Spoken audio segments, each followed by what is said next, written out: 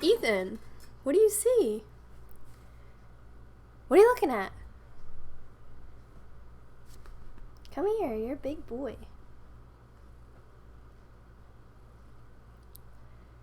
Hey everyone, just waiting for everybody to get here. Welcome to Five Fact Friday live show. No!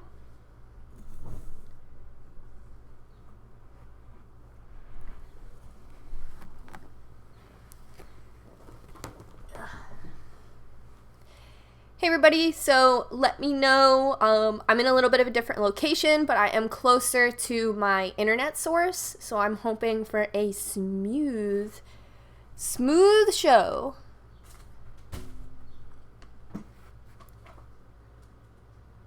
So I'm also in a different location, so the lighting is different. I have a pretty dark living room. There's a lot of trees in front of my house, so I'm using like a light. Not my ring light. So let me know if this light is too orange. Is this better? Do we like that more? I think that's good. PB is here. She is completely here. She is tucked in that blanket, so she'll be here the whole time. Am I centered? A rare PB spotting. A good girl.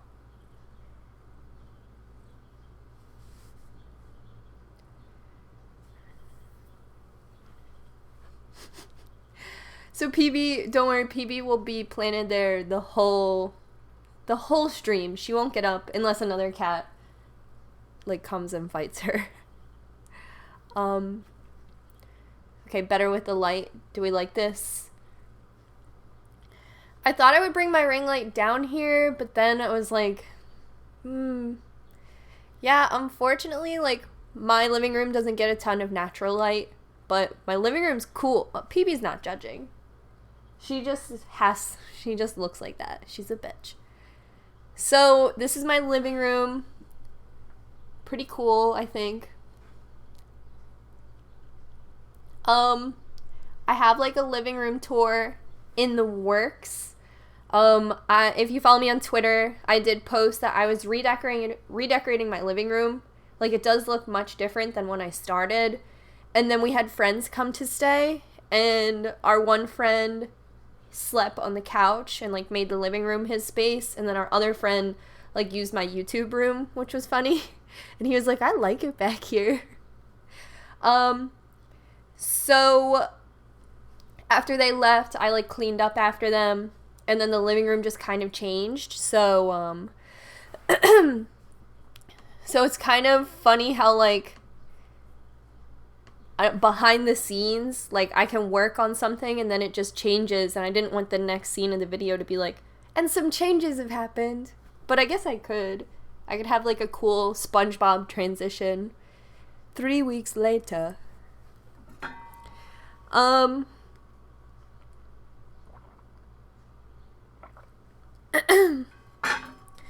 So welcome everybody, especially if it is your first time catching a live stream. If you are not catching this live, I do post the entirety of the live stream afterwards in case you missed it. So don't worry if you're just on break or whatever. This will be posted. I'm still getting over a cold, so I'm sorry if you see me like sniffling or like whatever. But I have a couple topics to cover today. I just wanted to wait for everybody to get here. Did some research in the last live stream, and most of you guys said you get here via notification. So, as always, you can smash that bell. I don't know how effective or ineffective it is, of course, but if you want to be informed about live streams, you can always hit the notification bell. You can subscribe if you're not subscribed. I know YouTube will have a page of like live now. So I do live shows every Friday, hopefully. But cool topics today. I'm going to talk about my week and then kind of dive into different things I've been interested in this week, as well as some topics from you guys, always submissions from the sidebar. So, just thanks again for you guys being here. And I really do like making these live shows, so this has been really fun. Today I'm going to be talking about like a brand opportunity. I spoke with a YouTube manager, so that should be really cool. And somebody asked me like what the update was on my backyard. If you remember from last week's live stream, which you can still access. So if you missed last week's live stream, you can watch that. A lot of people said they've been watching it in increments. I think that's really cool. I want to accommodate your viewing style. I know that I watch my like YouTube podcasts in increments while I'm like cleaning up around the house. So, I talked about how there was a prowler in my backyard. So 2 days ago, there was a bunch of cereal in my backyard. Like someone just fucking like went crazy with the box of cereal in my backyard. And then I looked out there this morning and it was all gone. So I'm thinking like some street cats must have ate it. My cats, like eating people food. So I'm hoping that's the case. We have talked to somebody about building our backyard up. So that is the update. My little boy. So that's the update on the backyard. But I'm gonna dive into. I'm reading the group chat for a second.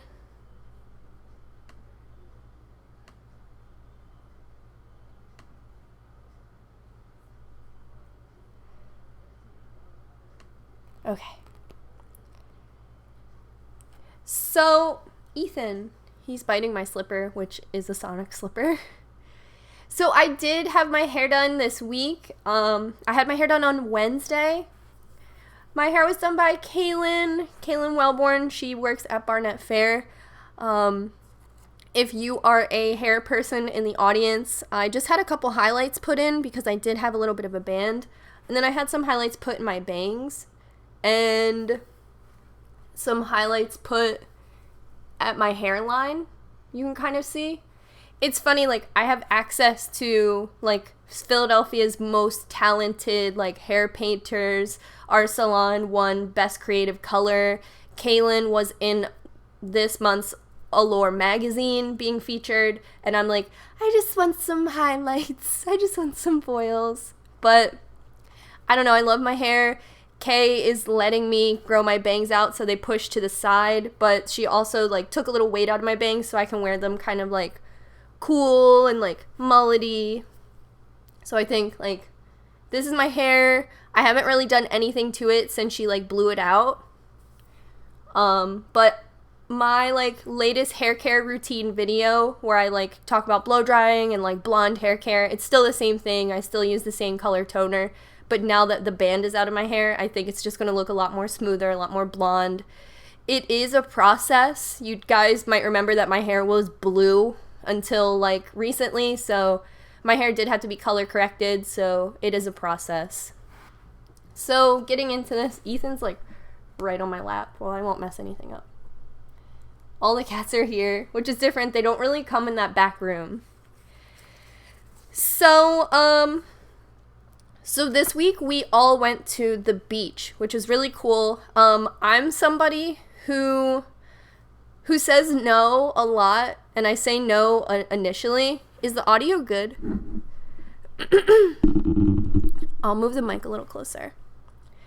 But in my last week's live stream, I was talking about third spaces, and I think I'm going to make a video dedicated to third space because I've been talking about it all week. But to summarize, third space is this space where you spend time outside of home and work, which would be first space and second space. So the girls were talking about going to the beach. We went to this like secret beach spot last year for the eclipse. I don't know if you remember the eclipse last year. Like, remember Donald Trump looked at it? That eclipse. The one the president looked at. But if you remember the eclipse last year, we all went, Kaylin, Melina, and I, from like all the shampoo girls. So we went and we were on the beach and there were just like some locals there with with welding masks so they could view the eclipse. And we didn't bring anything. And this year we didn't bring anything, like not even an umbrella. So we like linked up with the locals and we got to like use their welding masks to view the eclipse because you know you can't look at it. And they were saying on the radio that all the eclipse glasses weren't strong enough so you couldn't use them. So this year we went back to that same beach spot. John and I have been going to the secret beach spot for years. Our friend has a trailer there. So we went, so I knew we were going to go. I was going to say no, even though I wanted to go, which is this weird thing. I don't know why I do it. Maybe you guys relate. But she was like, we're going to go to the beach, Qcknd. Are you ready to go? And I was like, no. Wait, I do want to go. So Monday morning came because salons are generally closed on Mondays. So that's when like we all hang out. So we went, so I'm ready. Kay calls me at 8 o'clock in the morning. She's like, Qcknd, can you drive? And I was like, well, she texted me and then I was like, yeah. So then she called me on the phone. And she was like, no, can you actually like operate a vehicle? And I was like, yeah, I have my driver's license, but if you want to borrow the Bronco, like I can't really drive the Bronco. And she was like, no, can you drive my car? So apparently Kay had like pulled an all-nighter and she was like, I don't want to cancel, but I can't drive to the beach, which is about like a 2-hour drive from here. So I was like, okay, I will take all the responsibility and drive us all to the beach. So I got on the bus with like my beach chair and my beach stuff, and I'm on the bus going to Kay's house just like, I have to drive. I have to drive. I have to drive to New Jersey. I have to take the turnpike. Do I have a valid copy of my driver's license? Like I was getting so nervous. And Kay's side mirror got knocked off and she went to Pep Boys to have it replaced, and whatever they replaced it with is not right. I keep telling her like, we can go to the junkyard and I will replace your mirror with the right one. And she's like, Pep Boys gave me this mirror, it has to be right. And I'm like, no. You don't have to take a course to work at Pep Boys. They just gave you something and it's wrong. So I was really nervous to drive. But then Kay was like, how do you drive? And I was like, slow and careful. And she's like, ugh. So her roommate came home and she was like, oh wait, let's ask my roommate if she wants to go to the beach. So her roommate ended up driving us, which was cool, but it meant that 4 people had to cram in the back seat. And I started to get really nervous. It's pretty strange. So generally when I'm in a vehicle, John is driving, and both of our vehicles are like pretty big, and John's a really good driver. So I started to get really nervous when we were all packed in this car, you know, on the turnpike, driving this shoddy mirror.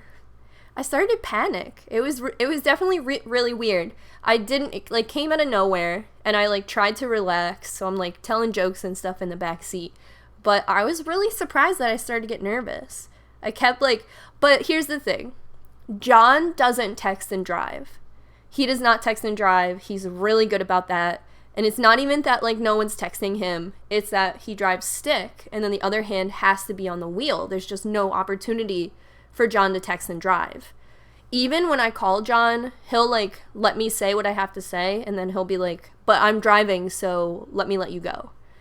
So, you know, I'm sorry. It's my first time talking today. So texting and driving like really does make me nervous, especially as a passenger. And I know there's like commercials on TV where, you know, the person is texting and driving and they're like, they show like the car accident and then the car like, and they're like, it only takes 1 second. But it's true. Like imagine how far your car goes going 60 miles an hour when you're looking at something real quick. So the whole time I'm in the back seat, like, do you need me to navigate? Do you need me to pick a song? Do you need me to like, people are like, Qcknd, shut up. But it's definitely really nerve-wracking. So I said like a little something. I was like, you good up there? And she was like, I'm a really good driver. And I'm like, okay. I'm not a really good driver, me personally, but I definitely am not like texting and driving. And I don't know, that just like really does make me nervous. I haven't owned a car for so many years. And when I used to drive, like in my life, I've owned 2 cars. And when I used to drive, just texting wasn't really big. And it used to be talking on your cell phone that was like a problem. And like the police would pull you over if you were talking on your cell phone. Now that's like nothing. People get on the phone. People are like live streaming while they're driving. Like it's crazy. It's really scary. So I don't know if people are conditioned to text and drive and they're good at it. But in the back seat, you know, I was like, we good? We're going 80. Are we putting on Ariana Grande anytime soon? So that was me. But we got to the beach spot, obviously in one piece. We like, I don't want to say we were underprepared, but we didn't have anything. We didn't have beach chair. I brought the only beach chair and Kay sat in it the whole time because Melina didn't bring a beach blanket. So then Melina gave her beach blanket and then she didn't have anywhere to sit. It was a whole thing. We didn't have an umbrella. So everyone got like toasted in the sun. I don't know. Kay wore a bathing suit that had a cutout like this. So the whole time it was like, whoop, whoop. And I'm like, you can't wear a sexy bathing suit and swim. Well, I guess she did. But I don't know. So beach day was really good. But I definitely am inspired to like go and maybe get like a beach umbrella or some chairs and maybe just be the homie who like has the supplies. We didn't even have a cooler. Melina brought a cooler, but it was like the cooler that you bring to the grocery store if you're taking the bus home. It's like one of those like insulated shopping little bags, not like a true cooler. So yeah, I think I'm gonna go to the store and just be that dude who has stuff. I got one of those beach rugs. They're like a terry cloth circle. They're not like quite a towel, but so I got one of those, and I think I'm gonna get like Aldi. If you guys shop at Aldi, they have all 4th of July shit right now. So they have like a beach umbrella, they have chairs. So I just like might be that dude who has them. Last year I only went to the beach one time though, and we borrowed all of our supplies from Ryan, so he was like equipped. Then this year, everyone was like, I thought you had all the beach stuff. And I was like, dude, no. So, that was beach day. And then from our secret beach spot, we drove to another beach that has rides. And let me tell you something about rides. I forgot how much I love rides. So we went to the boardwalk and we got on some rides and we did, oh no. Come on, baby. Come on. Are you coming through? Come on through. Olive wants to step on the keyboard so bad. Come on, baby. Where are you going? He's so small.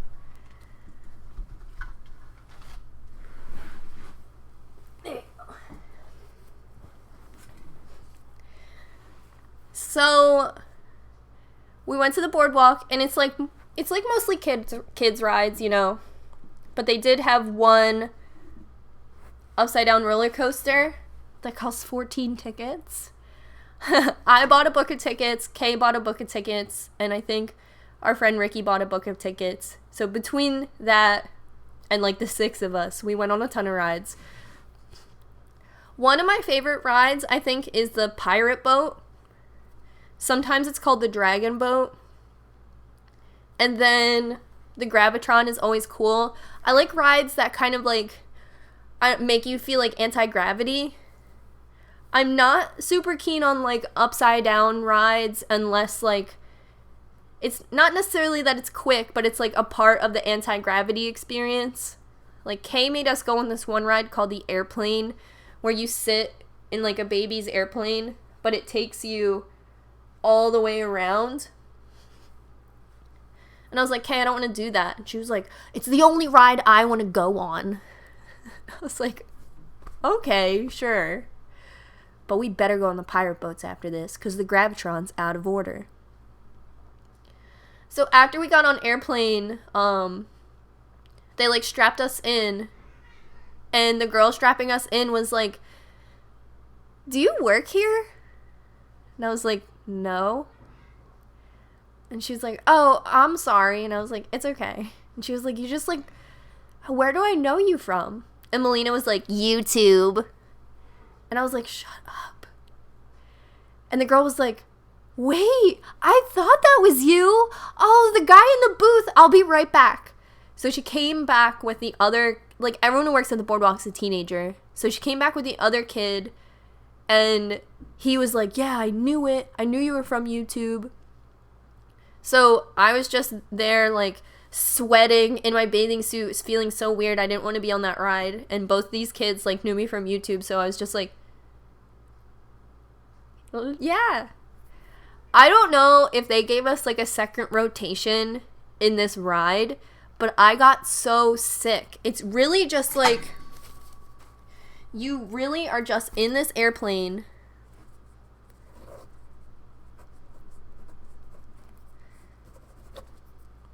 And you're, like, strapped in.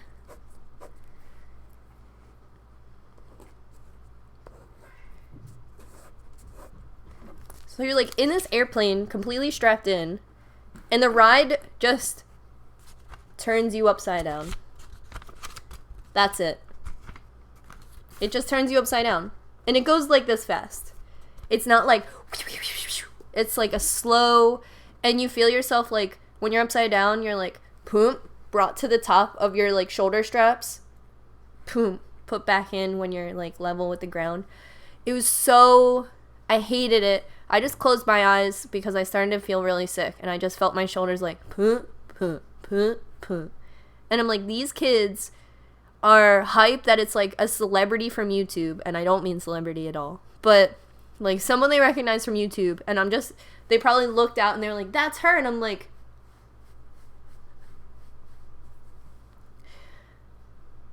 but the shenanigans we get into.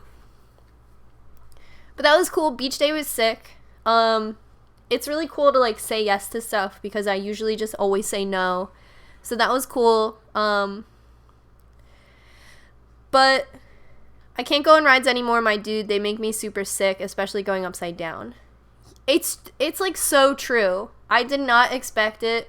Like, when we did the roller coaster only had one upside down, and it wasn't, like, a loop. It was, like, an upside down that, like, corkscrews, and it's so quick that all you feel is, like, that like, I don't know, your stomach is like, whee! It's like that anti-gravity. That's why I like the pirate boat, because if you get in the back seat and you're, like, all the way up, you're like, whee, that's cool. But, like, it's still really digestible. So yeah, when we did the airplane ride and I was, like, this fucking miserable, I don't know, I couldn't do it. But everything else was cool. So John and I were thinking of planning a trip to Dorney Park. It would be cool if we got, like, everyone together from the axe throwing birthday party. Like, last night we went magnet fishing with one of the kids from the birthday party, and I was like, do you like rides? So I think that would be cool if, like, the whole crew, like, rolls up to Dorney Park later.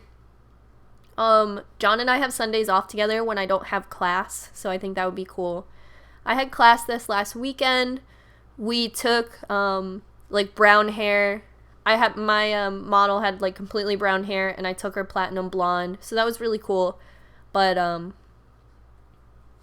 so John and I don't always have a ton of days off together. But, so I didn't get any sunburn. I used Sunbum, and it worked really well. The only sunburn I got, you can clearly just tell that I was wiping sunscreen on myself and just, like, missed a spot. because it's just like a swipe of sunburn, which is like typical of me, you know.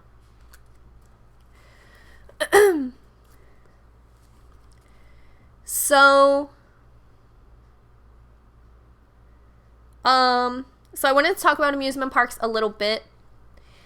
So I feel like amusement parks are another one of those third spaces that are kind of disappearing. I've heard about a couple amusement parks closing. There was one close by in Media that is no longer there.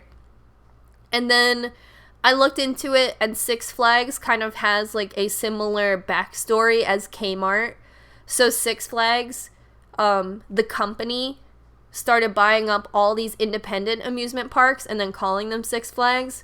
So you may have been to a Six Flags before that was originally called something else, like Astro World or something, and then the company Six Flags bought it and turned it into a Six Flags.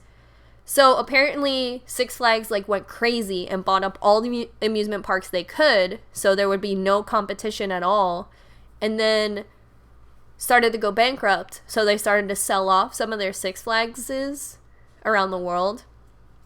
Typical stuff. So there might be an amusement park, like a more independent amusement park near you that shut down while Six Flags was like figuring out their money situation. There are independent and other amusement parks out there, like Disney World, obviously, like Universal. I don't know if Dorney Park is all over, but there's a Dorney Park here. There's a Sesame Place around here. I don't know if Sesame Place is everywhere, but we went to Sesame Place when I was a kid. But it's like not for teenagers or adults. It's like very much for kids and their parents to have a place to play. So with that, there has been like amusement parks that are just abandoned. And there's one abandoned amusement park in particular in New Orleans that was abandoned after Hurricane Katrina. They said it just like wasn't worth it to fix it. So you can go to this amusement park in New Orleans. And we actually have friends that were at the birthday party who have gone to it. And it's been abandoned for like, how long ago was Hurricane Katrina? Like 8 plus years ago. So it's been abandoned for a long time. There's not many like goodies you can get. Like when I go to an abandoned place, I love to take a souvenir. Like even this tissue box, there's me, is a souvenir I took from an abandoned place. So if you're like me and you like to go to like abandoned places, take like a souvenir, take pictures. The abandoned Six Flags like is kind of completely picked through, but it's still really, really cool. So let me know in the sidebar if you've heard of this, if you've been to it, if you've a friend who's been to it. It seems really interesting. John and I really want to go to New Orleans because we have friends who moved out there for like work and stuff like that. There's like a lot of job opportunities in New Orleans. So I feel like over like the last 5 years, we've had like 4 or 5 friends who moved there for work.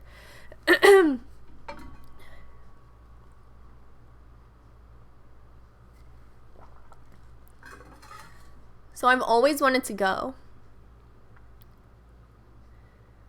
Before it was a Six Flags, it was called Jazzland. Went there as a kid. How to Be Haunted, a complete guide by Qcknd. I always grab something, but my friends judge me. Leave it so someone else can see it. But like, if I don't take it, someone else will. There's always like, there's a ton of ethics behind being like an urban explorer, and I know that's always one of them. But I'll tell you this, and I guess it's not an illegal story because he's dead, but there was an abandoned school near our old neighborhood, and it just like laid abandoned for years. I've actually been in it more than one time. I have this really cool picture of Ryan doing like a snow angel on the roof. Am I incriminating myself? Anyway, that same school was abandoned for years and years. So Ryan went there one day and started to take some of the tile out of it and then refurbish the tile and used it. So I always thought that that was such a cool kind of story, because one day they were going to demolish this school, and instead of it just being rubble, he like used it, and then he was able to be like, these tiles, they're from an abandoned school. I always thought that was really interesting. So, I mean, when you explore, like, for example, in Philadelphia, there's always a ton of vandalism. So I try to think like, I'm sorry, excuse me. I try to think like, can I preserve this? Can I rescue this? And I guess it's different ethics in other places. But for me, like, I feel like that tissue box is so nice and like really cool. And there were plenty of other tissue boxes there, but I just felt like I get to preserve this if I take it. So Qcknd gets arrested during live stream. So yeah, I don't know. I think about different ethics in like urban exploring and stuff, but it's nice to be mindful of like what makes you a good person. But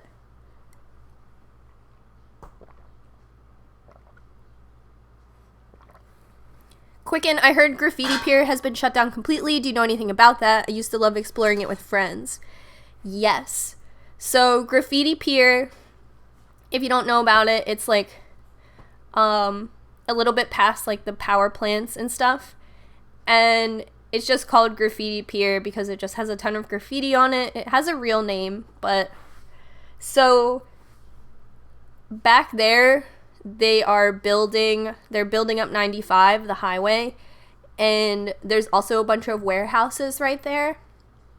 And I believe CSX, which is like, I think it's like train cargo. So anyway, between those three companies, they have just increased the security back there a lot. And like, it's kind of this big open parking lot. Like, I've had driving lessons back there before. We've gone back there to chill. Our friends hosted like a big crew barbecue back there one year. So a lot of people go back there. A lot of people go back there to take like photography. But at the same time, I've been back there and like kids threw rocks at us and were dead serious about harming us. Ryan and I went back there with his dirt bike one time, and like that was a ton of fun, but like the police chased us out. So it's like kind of cool, but kind of dangerous. So I think that between those companies that invest in that property being safe, there's just a ton of security back there now that didn't used to be. And it makes sense. Like, people would drag race back there and shit, so.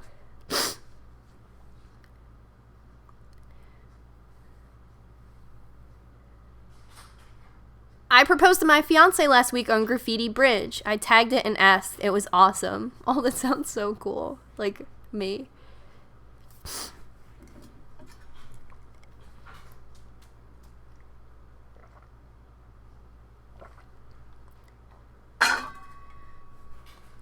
Australia only has a few permanent amusement parks. That when the cats run down the stairs, it's really funny. Australia only has a few permanent amusement parks that I can think of. We have yearly shows that pretty much cover it. Government would rather have overpriced developments than abandoned spaces. What did you knock down the steps? So I think I read something that like buying a house in Australia is absolutely impossible because of the housing prices. So I can definitely believe that, but that's what I mean about third space. Like, there's really not many third spaces anymore. It's like really sad.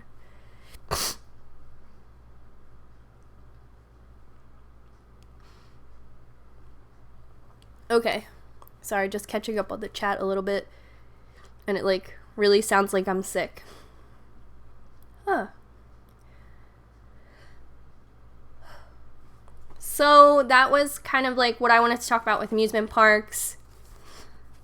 I like didn't really think I was necessarily into amusement parks, but now that we went on those rides, I'm really interested in going. I'm also like pretty frugal, which Kaylin called me out on the other day. So I think it would be really cool to spend my money on things I like doing versus saying no. Like even the other night, there was like this Harry Potter themed dinner, and the money, there was fundraising for an animal shelter, and it was $65 for a ticket. And I was like, oh, sorry, I can't go. That's too expensive. So Kay and Melina went, and they like showed me all the pictures and had such a nice time. And I was like, why didn't I go? You know? But I would like to go to Dorney Park for the day. I think that would be cool.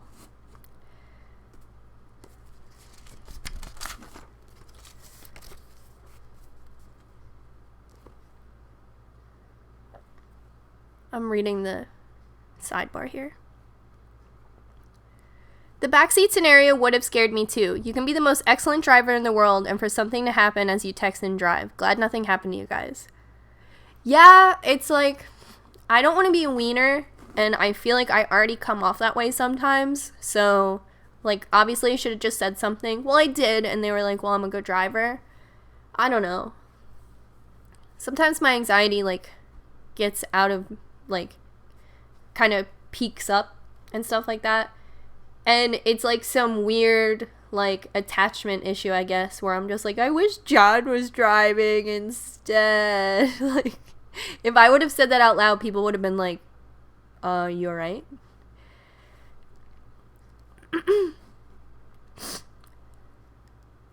There are 0 third spaces around here. It sucks. Yeah, like I said in my last live stream, like, most of the third spaces around here are bars. And John doesn't drink, and, like, I don't like drinking a lot. Like, I definitely don't want to go to the bar with the intention of getting wasted. So, yeah, there's just not a ton of things that, like, we can do. That are age appropriate. I guess that doesn't really count. But yeah, then you end up in situations where you're, like, exploring abandoned buildings and shit because there's nothing to do. Exploring abandoned stuff is definitely something I really, really like. I have a couple old videos on this channel where we explored abandoned buildings. But, like, again, like, as far as the ethics go, a lot of the people who explore abandoned places want to keep people out, so they don't like when people show you how to get in.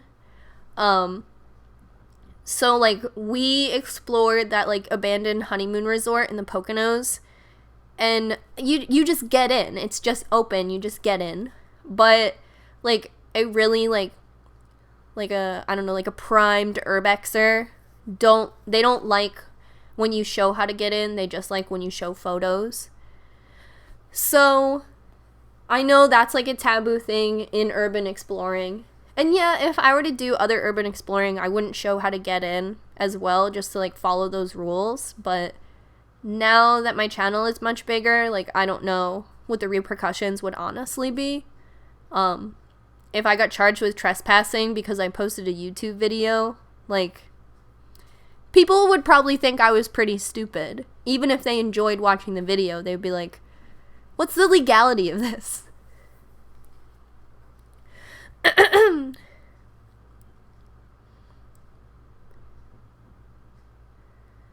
I have this friend that drives really fast, and when I go with him, I only tell him to chill the fuck out because I'm scared. Just gotta stay safe. Yeah, I mean, that's how I feel. When Kay used to have a boyfriend who would drive, he would drive and slam on the brakes to stop. So I ease into a brake, especially, like, at a yellow light or a red light. I always ease to a stop, and he would just dead stop. And that's scary. It's, like, not a good way to drive. So one time I called him out, and I was like, hey, like, you're really slamming on the brakes. And he was like, I have a CDL. Like, I used to be a truck driver. And I was like, okay, that might mean you are a qualified driver, but this is scary.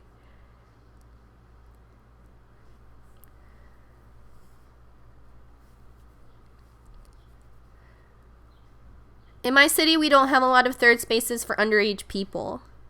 My favorite third space was Blockbuster. No.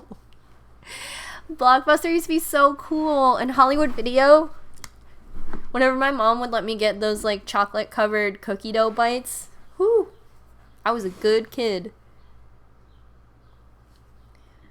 Give me some PB action.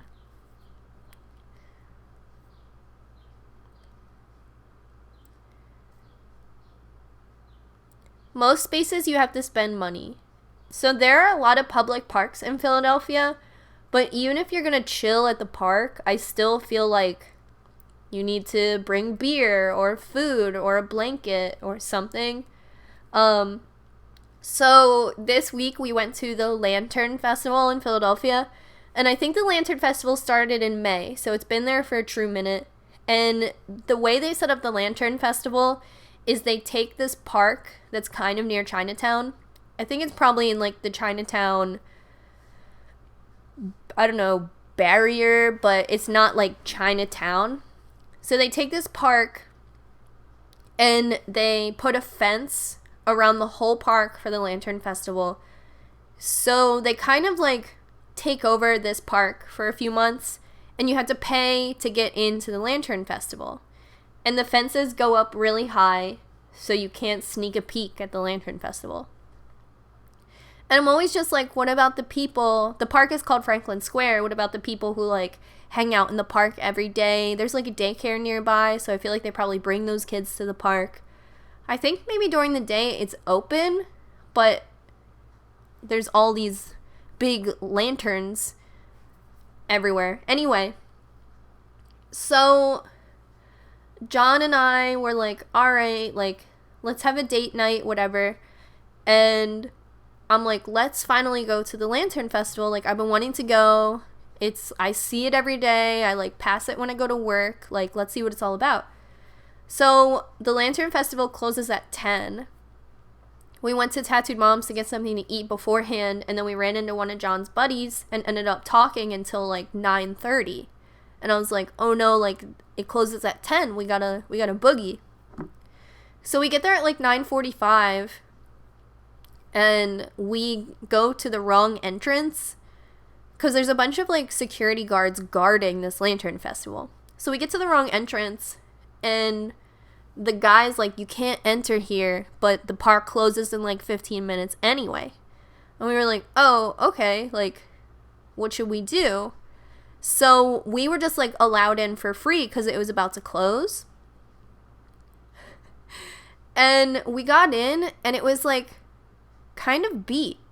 So the price to get in was $25. So we would have spent $50 to attend this Lantern Festival. And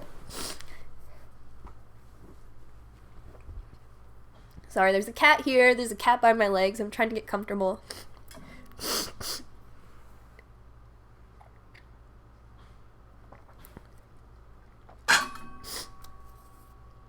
So we go into the Lantern Festival, and there's like a bunch of people taking photos, a bunch of people taking like Instagram photos, just everywhere. And then there's these big lantern sculptures, I guess, almost like hedge sculptures. So there's a dragon, there's a panda, there's a dog, there's a castle, there's a shark, and they have this dragon, which you would think would be like the main attraction. So they have this dragon, but the dragon is faced long ways, and then he's fenced off, so you can't get to the front of the dragon. You can't like look up at his face because of the way it's fenced off. So John kind of like goes to the front of the dragon, and security comes, and he's like, you can't do that. And he's like, this area is closed off. And John's like, well, I want to see the front of the dragon. I want to see its face. And the guy's like, you can't do that. You can go around to the other side and get a picture of it from the other side. So that's what we did. We had to go all the way around the park to get to the other side. The guy didn't like just let us cross through.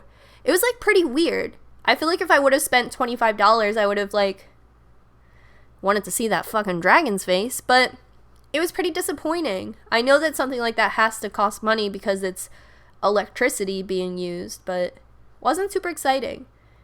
and not a free third space. I mean, luckily we got in for free, but... So, we took a Lyft home, and the guy was like, oh, where'd you guys go? I was like, the Lantern Festival, and he was like, yeah, I've picked up a lot of people that said they didn't like it. And he's like, imagine if you took your 2 kids, you would have spent $100. And I was like, yeah, if I spent $100...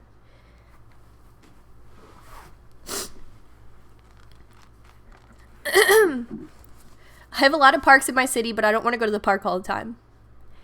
Heard that.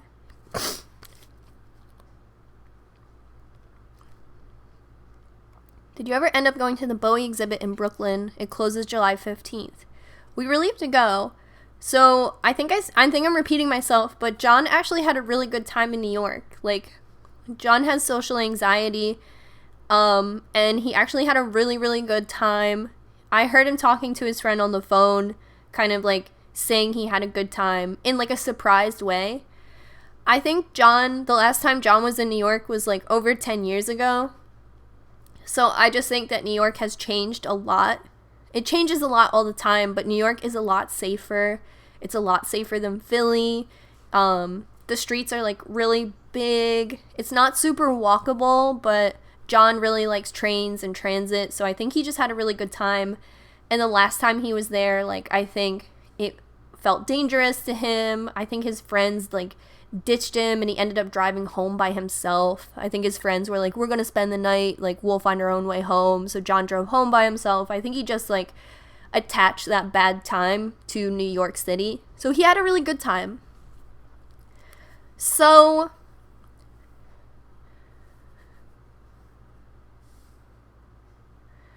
I read an article a while back about a woman who had a constant sniffle for years. It turned out to be brain fluid. Oh my god. I already need to go to the dentist, so that's the last thing I need. I should make a dentist appointment today. I think I will.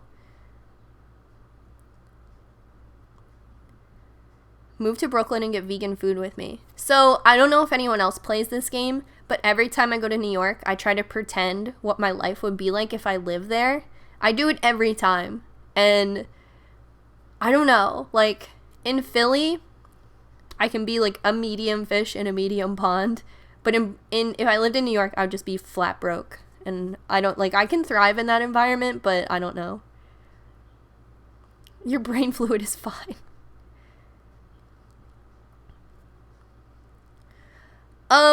So I did want to talk about, so I said in my last live stream, I think, that I was approached by YouTube manager. So I had my phone meeting with YouTube manager, and it's pretty cool. So to like reiterate, when you get over 100,000 subscribers, you're entered into the like partner program, and YouTube will assign you a manager. And it's cool because they'll like answer questions for you. It's a lot easier to interact with them versus like a Q&A forum or something like that. And I had one previously, and he like taught me how to utilize live stream and all the features, taught me to like encourage super chat and stuff. So he said that he wanted to take a different direction with like his career, and I haven't had a manager since last year. So I finally got to talk to and meet my new manager. It's a woman, and she was like, you know, tell me a little bit about your channel, tell me what your goals are with your channel, what problems you have. And I was really honest. Like, I told her that my engagement is a lot different than it used to be. Like, in like 2016, I felt like I would get like 20,000 views on a video, and now I get around 8 to 10. So I told her, like, I noticed that there's not a lot of growth on my channel. So I asked her, like, on the back end, is there like something on my channel? Are there restrictions on my channel? Is my channel age gated because I talk about tattoos? Like, I just told her that, like, I just used to have a different experience on YouTube. And I told her I'm trying out different things all the time for like my own mental health and the health of my channel and for my audience. And she's like, what have you tried? What's different? What's changed? And she said that she was going to take a 30-day deep dive on my channel. Just observe it for 30 days, like see what works on my channel, see what doesn't work, see if there is any problems on the back end. And then like she's contacting me again in 30 days. So she said that one thing that could have changed about my engagement is that there's a lot of other channels doing content just like mine. And if my channel's been around since 2011, now when I used to be a resource for information that wasn't really accessible, now a lot of other people offer that information. And I guess that's like really true. I think there's a lot of other like tattoo YouTubers now and a lot of like vegan YouTubers now. And back when I started just making like scarification videos, I wanted there to be an index for information I couldn't find.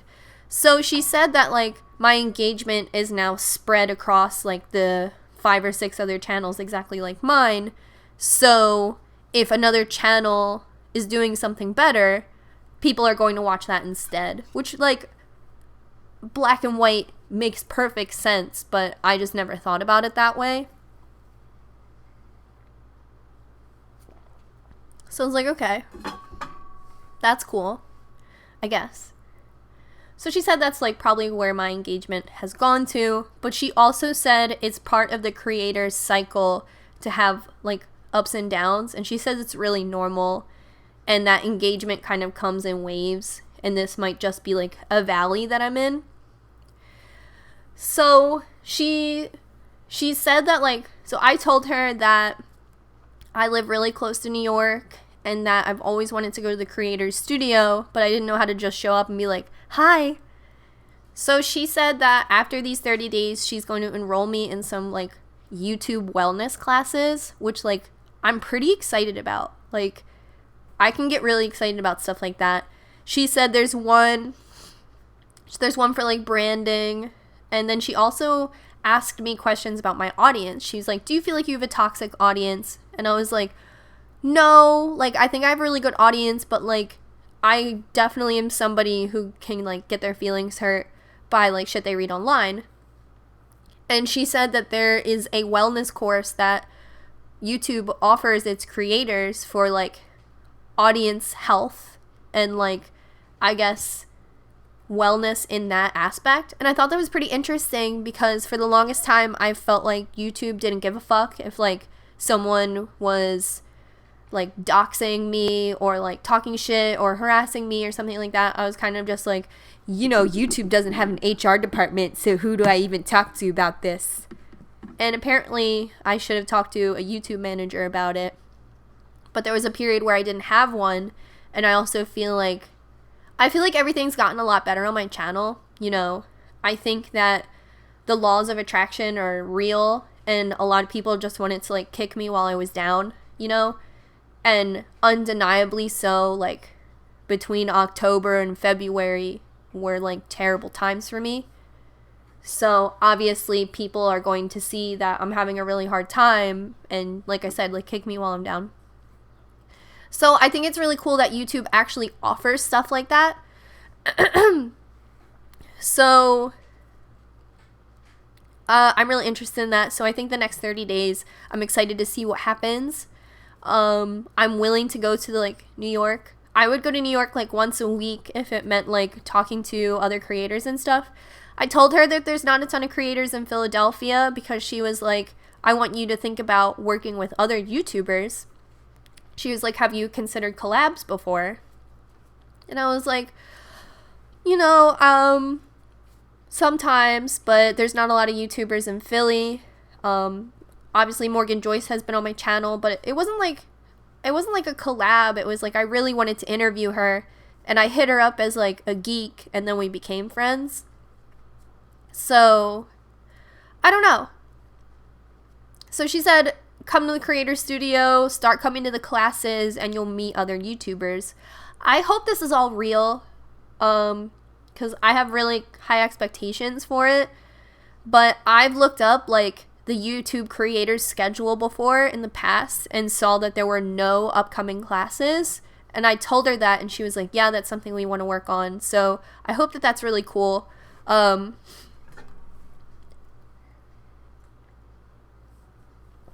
hope that's something that YouTube, like, will really offer me. And I told her, like, I'm willing to travel for that, you know, but I would love, like, something to come of it, and not, like, 1 million subscribers, but, like, I would love to, like, learn something new, if it was a new editing technique, if it was, like, new insight, if it was just, like she said that a lot of channels will capitalize on trends, and I'm just like, oh, like, maybe I'm, like, out of trend, like, I don't know, but maybe there's, like, a new way people edit that audience is receptive to, shit like that. Sir!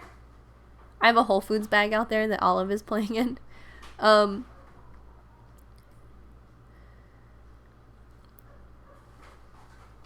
I'm just going to read the chat for a second here.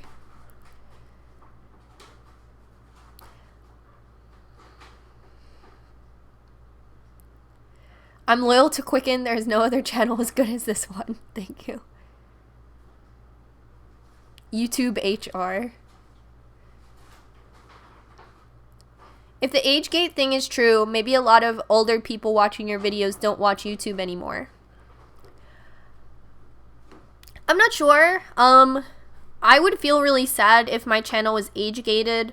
One, because I was never told, and two, because I think that at a young age, that's when I decided I was interested in tattoos and interested in body modification. I had no idea what veganism was until I was in college. Like, completely honest to God, I did not know what vegan was until college. I knew vegetarian, and my mom told me that it was like a designer, like, diet, that you had to be rich in order to do it, so I never considered it, you know? So I would hate to not be a resource for someone who was under 18 and still, like, deciding who they are as a person, you know? And although I don't want any minors to, like, get a tattoo because of me, or, you know, sneak into an abandoned building because of me, I still would like to be a resource for someone under 18. I don't think I talk about anything that deserves to be age gated, and, like, how I talk to you guys is how I would talk to, like, my 15-year-old brother, you know? So I would feel disappointed if I couldn't be a resource for, like, a young mind. And I'm not somebody who feels weird about younger people being on my channel. And I think, like, I follow someone on Twitter who was like, I don't want anyone under 18 to follow me on Twitter. And I think that that's really responsible if you're going to create content that is for adults. But I don't think that I do. For a while I was doing, like, back to school ideas and shit like that, and yeah, I don't know. So if I found out I was age gated, I would feel bad. I try to make content for a range of people, so, like, yeah, I talk about, like, my first apartment and shit, but at the same time, like, I'll talk about, like, hair I had in high school.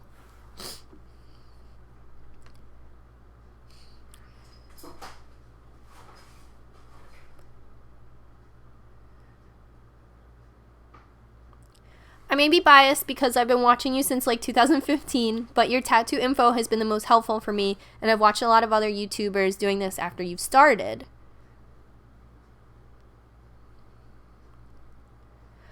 Sorry, I just wanted to read that twice. Yeah, I mean, I think it's cool. Let me start over. All of the information that I put out there is experience-based, or I've gathered research from, like, talking to other people. So I'd hate to be like, I'm the best resource, because other people can have experiences different than mine, or that vary from mine, or are just inherently different because they're from another country, or they're, like, another gender, or they've just had a different experience from me. So I'm excited that content similar to mine has popped out and is, like, available to everybody. But it's cool to be a resource. Honey, I'm sorry if you like hear him playing with that bag. It's cool to be a resource, and I'm grateful for the people who have like subscribed and stayed here and stuff. BME Zine was my go-to for a long time. It's nice to have YouTube content as well. Yeah, BME Zine was the #1 resource for me. And to go back on what I said before, I was definitely under 18 on BME Zine. And I think it's why, like, my piercings and, like, the way I went about body modification was done well and was done healthy. And I don't have any lingering regrets. Like, I can joke and be like, oh, there's holes in my ears. But I think because BME was there to be a resource for me and a place where I could research, I don't have like painful regrets about the body modifications I have. So I hope like people can use me as a resource to obviously conduct their own information, but get my perspective and add it to their research. I was 15 on BME Zine too. I'm 18 and I've been watching you for 2 years. Your channel helped me establish how I want to get tattooed. It has impacted how I get tattooed. I recommend your channel when I get tattoo questions. Well, thank you so much. Yeah, I'm glad that it's a resource. Sometimes I wish there's like videos I could redo or like just add more insight to now. So I don't know if you guys are familiar with Sullen Arts. If you've ever been to tattoo convention, Sullen Arts usually has like, sorry, I'm just adjusting a little bit. I don't know if I'm centered. There's PB. My mama, she gave birth to me. I grew inside of her tummy. You're alright, Ethan. He's fucking baby. So Sullen Arts, if you've ever been to tattoo convention, they usually have like banners there or like a booth for t-shirts. Sullen Arts will also like sponsor tattoo artists. They have like a website and an Instagram, and it's mostly like tattoo content. I think they have like Sullen Girls where it's like tattooed babes and stuff. So I had a meeting with Sullen Arts this week. It was like just a phone meeting. Hi. You gonna knock over everything? Oh my god. Not real.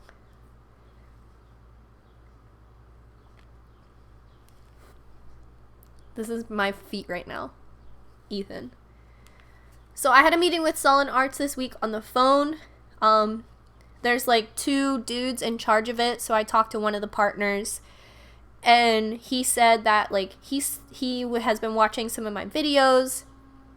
Sullen Arts has their own YouTube channel where they do like live streams of people getting tattooed.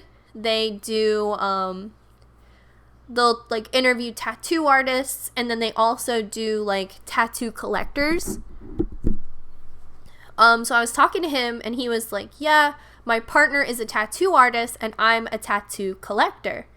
And I was like, oh, it's really cool to hear somebody call themselves a tattoo collector. I know it's kind of like a little mixed bag of like what people consider and like how they define tattoo collector and stuff like that. And he said that he wanted me to come out there for a photo shoot and an interview. And I was really excited because they seem like a pretty cool company. I haven't talked to anybody about Sullen Arts yet. I don't know if anyone has a bad experience with them. I called Morgan on the phone, but I think she's not free.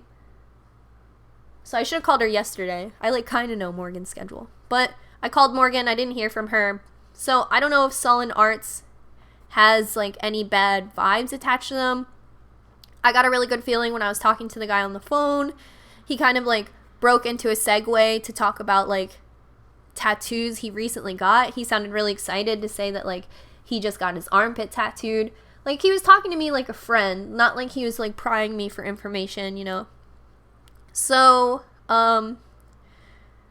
they want me to come out to California to do a photo shoot and an interview, but they said that they don't have a budget to fly me out there, and they don't have a budget to like host me. And he was like, you know, a lot of ways that we get people, a lot of ways that we interview people is they turn it into a vacation. Like, they come out to California. He said they're like 5 minutes from Anaheim. He's like, they come out to California to like go to Disneyland and spend an afternoon with us at Sullen Arts and like do photos and stuff. But he was like, yeah, we've just never had the budget to fly anyone out here. So, I was like, oh, like, I can't say yes, like, right now, obviously. And he was like, no, like, think about it. Even if it's next year, like, we'd love to have you. So I was like, man, I don't know what I should do. Like, I've never been to California, so I thought that it would be cool if I went. But they're not located in LA. They're located closer to Anaheim. And he said that there's a different airport that I would get off at. But he said it's like 2 hours away from LA, stuff like that. I don't know. I know I should do it. I'm still recovering from Qcknd destroying my street. No more conventions, please. So I don't know like where this is located exactly, but yeah, I feel like I should do it, but then I'm like, okay, like I would have to turn it into a vacation. I don't know if I could justify like airfare and hotel just to do this like interview, but I don't know. And they wouldn't be paying me for the photo shoot or interview either. They said that like they're more like independent. Like, they have a website where they like sell t-shirts and like lifestyle goods, but I guess like they put their budget more towards like sponsoring tattoo artists. He said if I wanted, he could link me up with a tattoo artist and we could do a live stream where I'm getting tattooed. And I was like, oh, I don't know if I do stuff like that, but that would be cool. He like named some people whose names I felt like I recognized. He was like, they've been featured. So I don't know. Still something I'm thinking about. Because I would really have to commit to that. I would have to take time off work. But yeah, I've like never been to California. And then I was joking, like, that's why all these influencers move to California. It's like where all the opportunities are. Like, me traveling back and forth all the time would be weak. But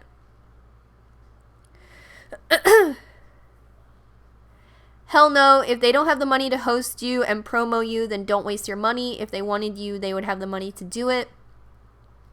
Yeah, I definitely want to hear from maybe you guys or do more research. I've heard of Sullen Arts for years, but I guess never asked myself, like, what does Sullen Arts do? So, like, I don't know. If they're, like, a cool group of people who've been holding it down for years, just, like, doing their own thing, that's something I'd love to, like, be involved in, you know? And I think it would be cool. Like, I think about what my dreams, like, would be, and I think about, like, why I became so tattooed. And when he was like, we would love to talk to you about your tattoo collection, it's kind of interesting because how many opportunities do you have to stand with someone who gives a fuck and, like, talk about each of your tattoos?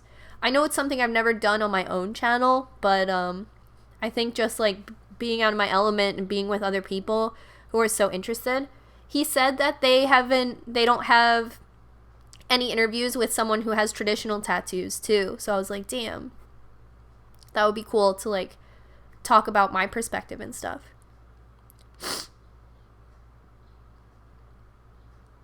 No way if they aren't going to compensate you for the photos and interview. Check out for sponsorships and vlog your trip. I would definitely vlog my trip. I don't know if I could go by myself, though. Like, I'd have to rent a car because there's no transit in California. And even that, like, makes me terrified. Or I could Uber everywhere. I think like Shane Dawson Ubers everywhere. So I have to blow my nose, guys. I'm really sorry. And I'm sorry, Ethan.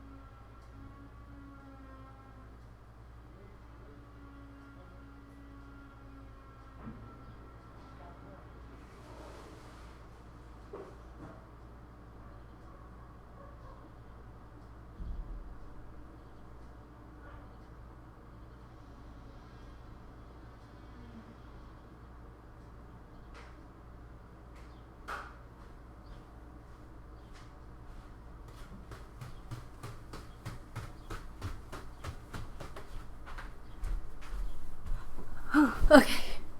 Sorry for that. I also went pee-pee. I can be a personal Qcknd transporter. It would be sick if I went out to California and just hung out with you guys the whole time. I think they do have an interest in having you for content, but I mean, if you have to spend on it, it's not your plans, it's really up to you. You should value yourself too. Don't feel pressured if they aren't investing in you. If you don't feel valued, pass. But if you're excited for the experience, it's worth it.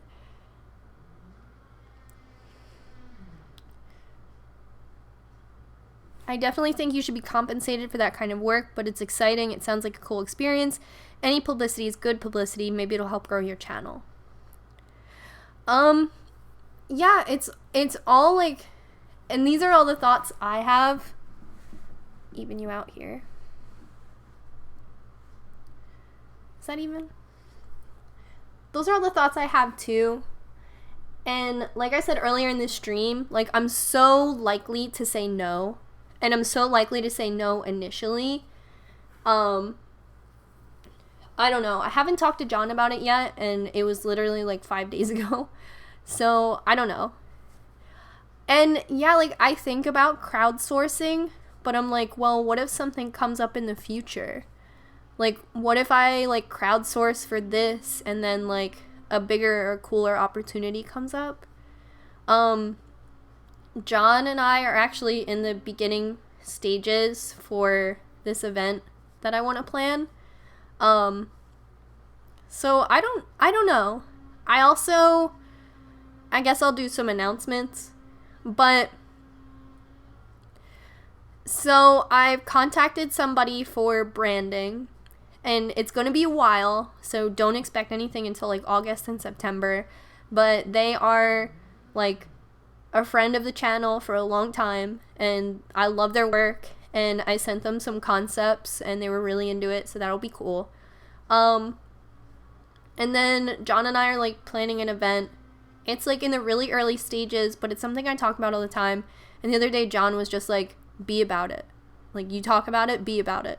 And I was just like, oh my god, John just got me. So I don't know.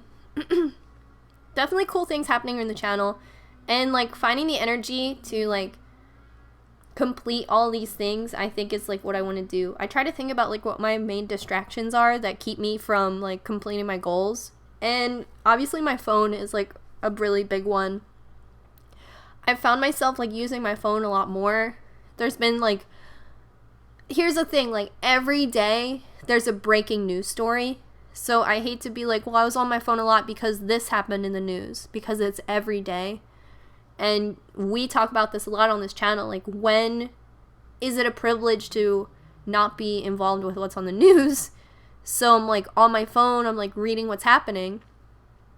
But I don't know. So I'm trying to like unplug again. And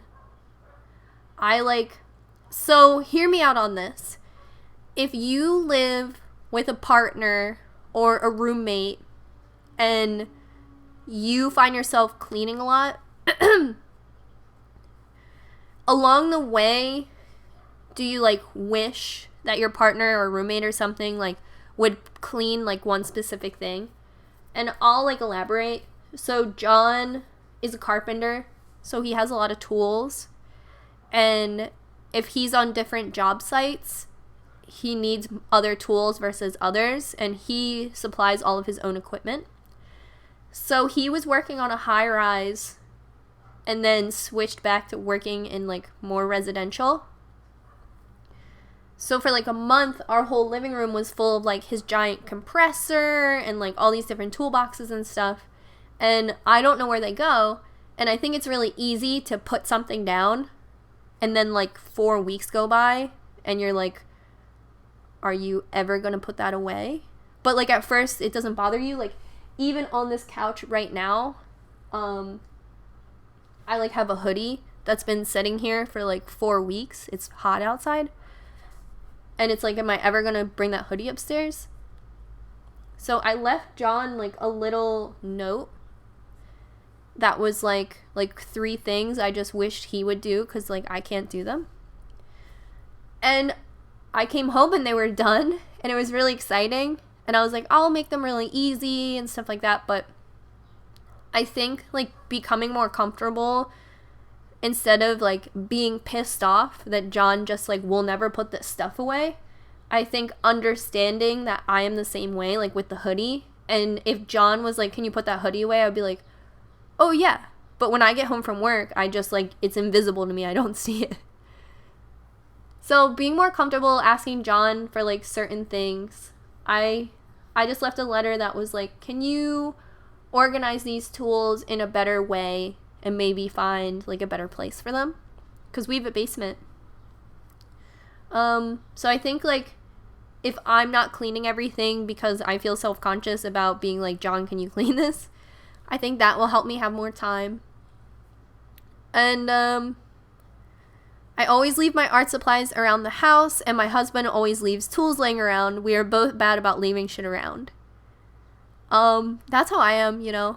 But it's like, I tell John this all the time, like, if there's ever something of mine, you can put it anywhere that you think is a good idea. Like, John feels bad about doing the laundry because he's like, I don't know where your stuff goes. And I'm like, I don't know where your stuff goes. I just make a good, I just guess.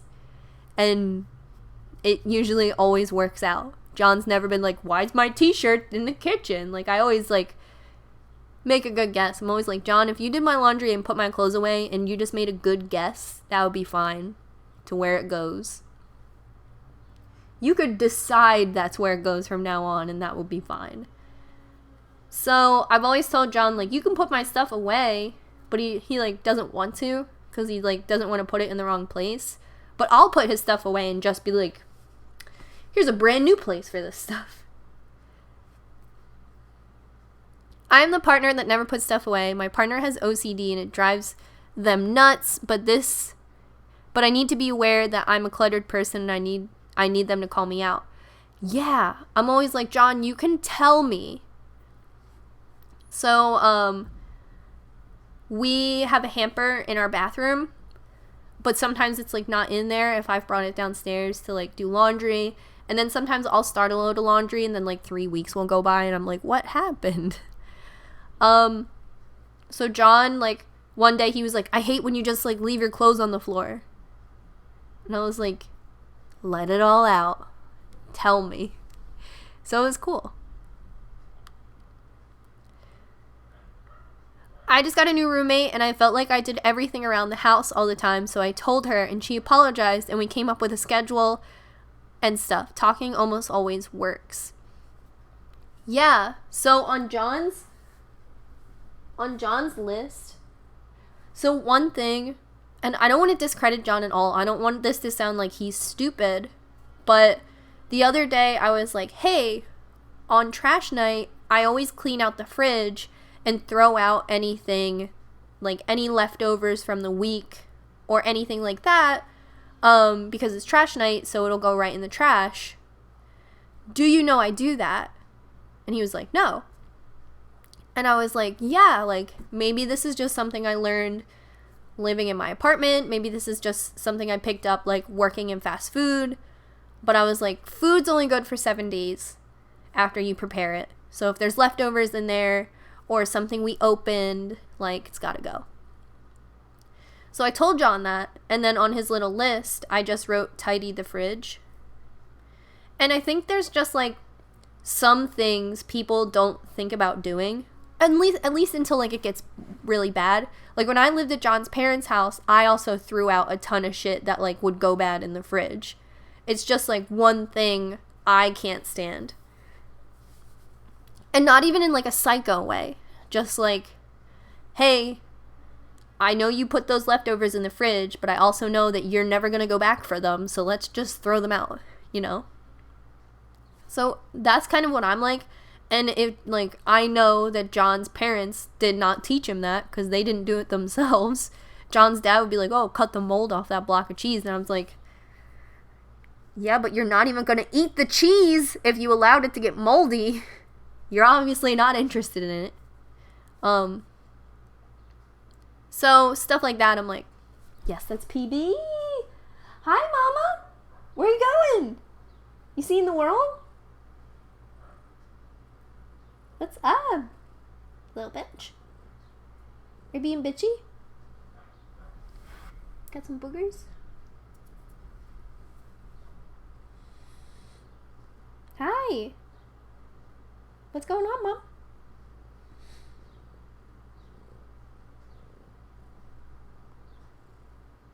Hey. We having little cat dreams?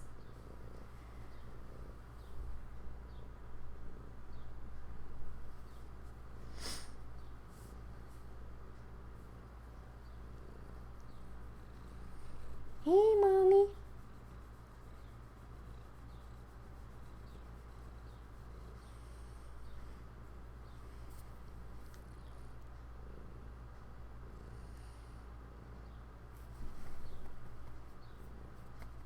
You wanna come up here?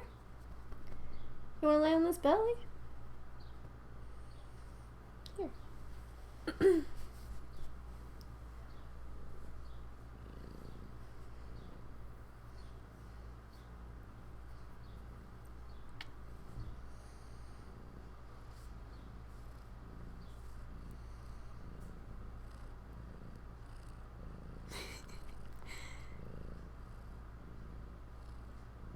Look at this tail.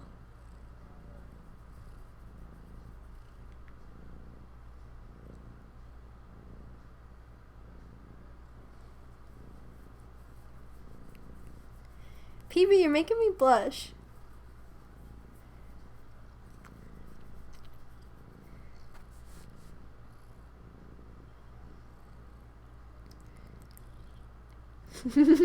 Mama.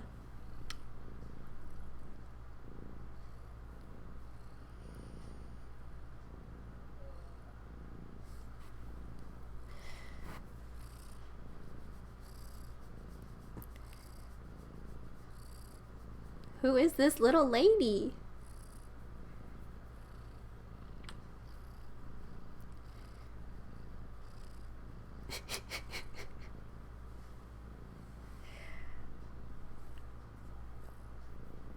PB, you're being so bitchy right now.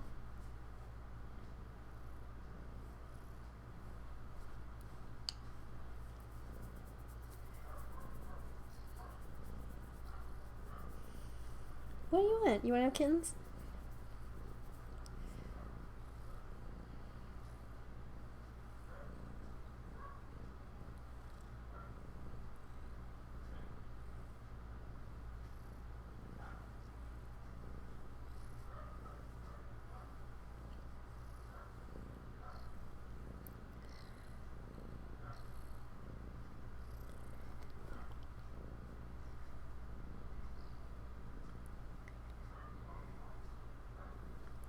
My boyfriend doesn't do any chores, and I'm usually the one who takes care of the house and the fur babies. And I wouldn't want him to clean just because I know he is tired. Thank you, Mama. Thanks for coming over. I love you very much. It's a really nice tail that you showed everybody. You showed everyone a really nice tail. Everyone really liked it.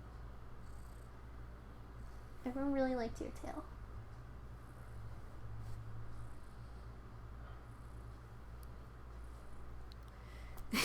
She's so funny.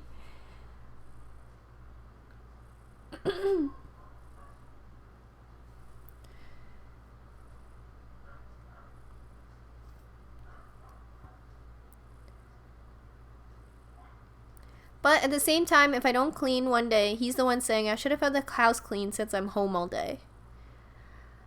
That, I get that because I was in a similar situation and I would be like, no, I was busy. And then sometimes I'm not. But then sometimes I am. Like, John knows on Friday I do my live show now. But I do want to at least tidy up. But I do think it's unfair. It's hard. I have 3 cats and the litter boxes are hell every day.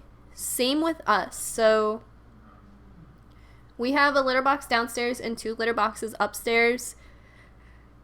And every day I have to vacuum by the litter and I have to scoop the litter too.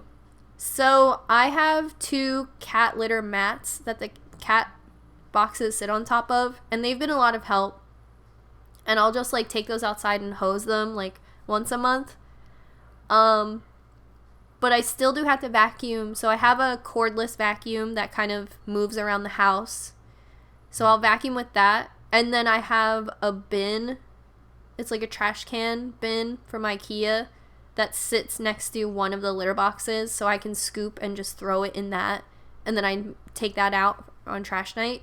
That kind of helps. It's not like a perfect situation. Like, I talked to somebody who said they have like a cat litter genie. I've definitely seen those in the store. I don't have one. I think our situation works. Like, I don't smell that trash can. And as long as I rinse it out every time I take out the trash, I feel like it's good. We have scented trash bags, but I actually like hate them. So, there's that. So asking John to help me with the litter has been cool. I kind of told him, like, can you just take charge of the downstairs litter box? Our downstairs litter box is in our powder room.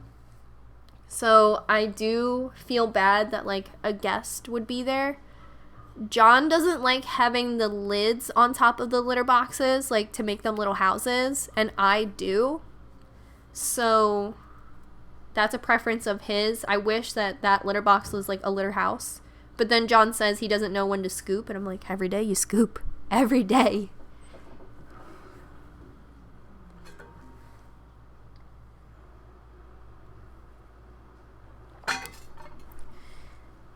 Kaylee H., I send you an email hoping to get a response. Ooh, I will check that out.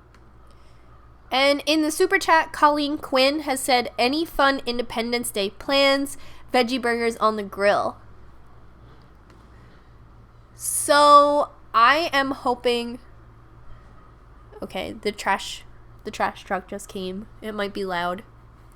So for 4th of July, I really wanted to have people over. Kaylin says she's not doing anything because she just like spent a bunch of money. So she wanted to stay low key. I would love to have people over. My friends have actually like never been here. So I think that would be cool. Kay dropped me off the other night and she ended up over here and she was like, oh, you live on like a really cute street. And I was like, yeah, please come over. Please come to my house. So that may have broken the ice a little bit. So last year for 4th of July, I watched the fireworks on Ryan's roof, and that was like perfect. Obviously, we don't have access to that anymore, but I do have access to a roof.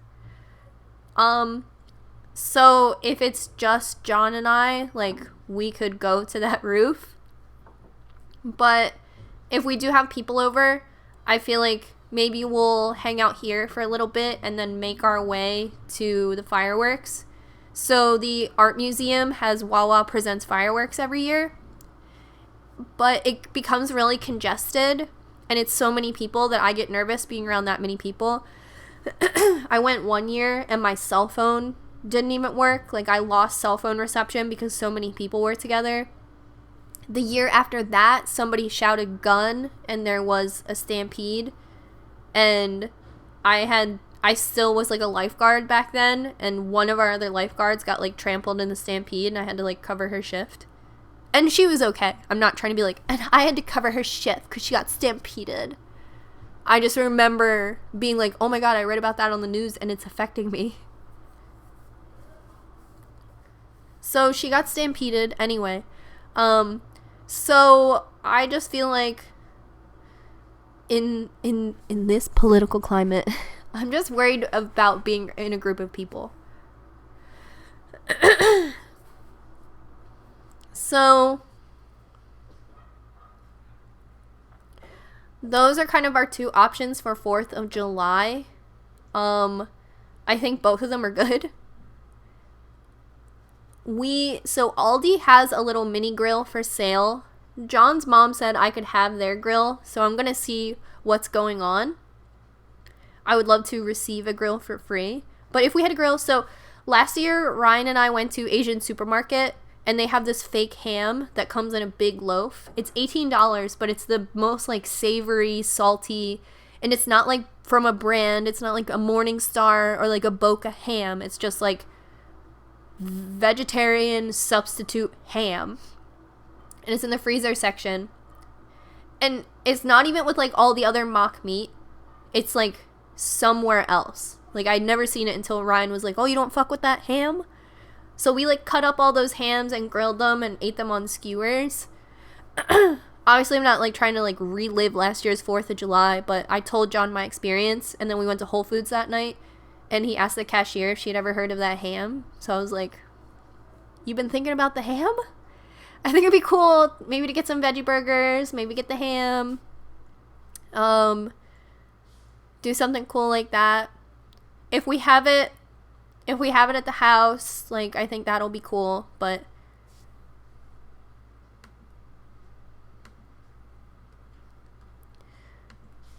I don't know. I'm interested in having the day off.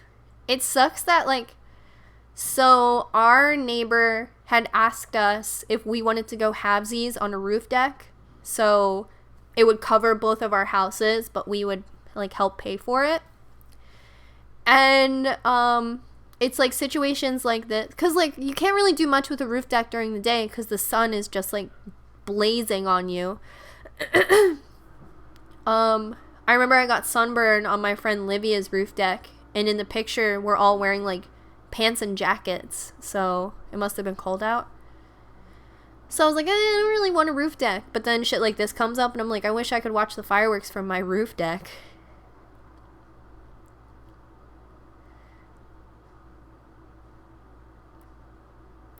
Yes, my baby. Ethan's like right here too. I don't know.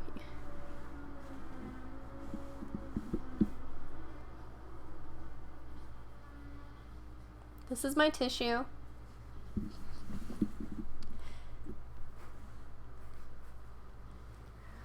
I don't know where Olive is. I heard him knock something over, so. So I had some questions submitted to me. One of them was about the backyard.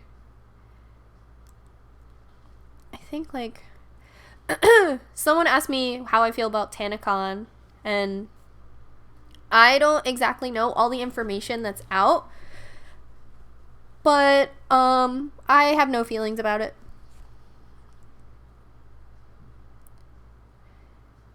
It's kind of just like, you can't go to VidCon as a featured. You can't go to VidCon if you have a following unless you are a featured creator.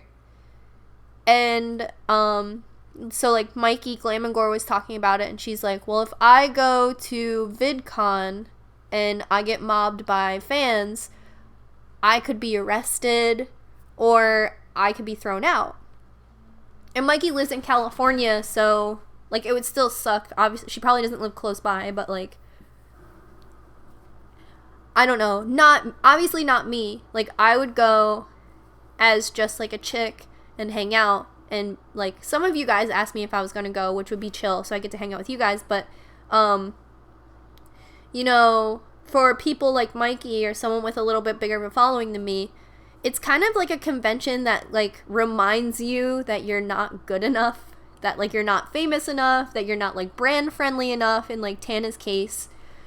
So I think PewDiePie was like, no one gets paid to go, but all of us need to be there in order for people to go. And I thought that was interesting.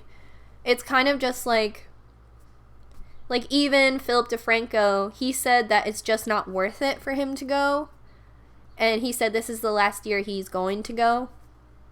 And I think it's not worth it because it takes up a lot of time. He has a daily show, so it takes up time that he isn't filming. And he doesn't get compensated for his time, but he does panels and meetups and stuff. So I think it's a good opportunity for like middle ground YouTubers. You know, people who the opportunity would really benefit them, and it doesn't put them out where they're at a point where like they're like, I should be paid for this, you know? But it also does give creators an opportunity to have a safe meetup where there's security and stuff. They can feel safe. I don't know. It seems like a system where a lot of people want it to improve, but like Tana kind of put something out there where she was like, well, I'm going to do my own thing. And she is the first person that I know of to like counter this experience, to make it her own. And no one's really done that yet. So I think it's interesting that she attempted to create something different. It didn't work.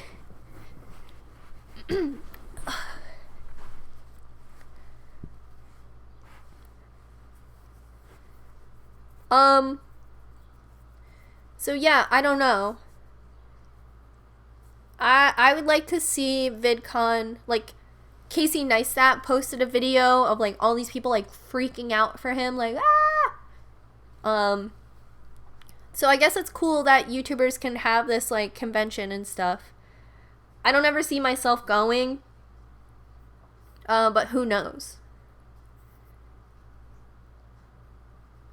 But like TanaCon, I don't have any feelings about it. But there's also like not a ton of information out there.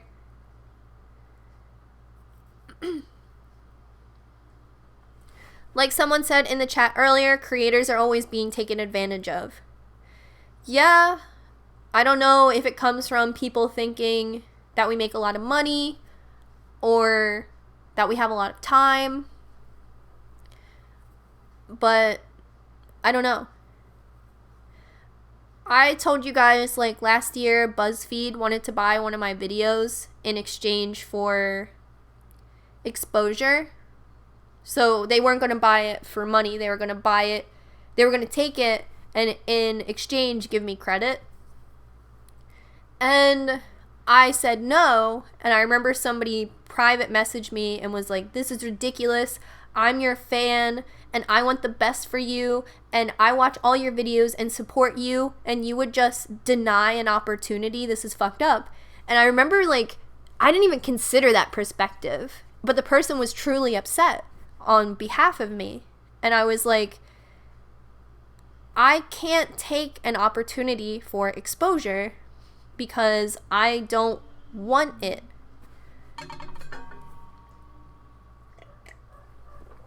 And I've had this conversation with friends before, like sometimes exposure is a good thing and you can't deny that like influencer marketing is effective. But in this case, I was just like, BuzzFeed does this.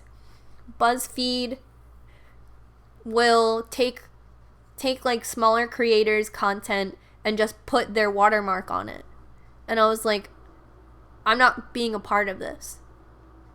You know, sometimes I'm like, what's the harm if I would have done it? It's a year ago at this point, like it would be over. John is calling me.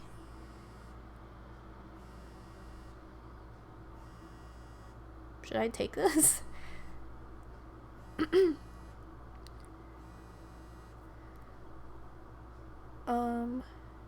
I'm just gonna text him.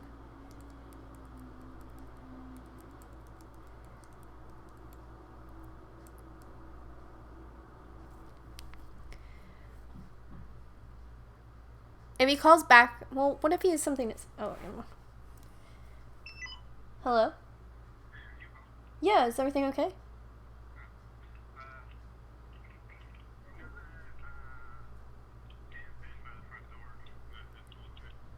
Yeah.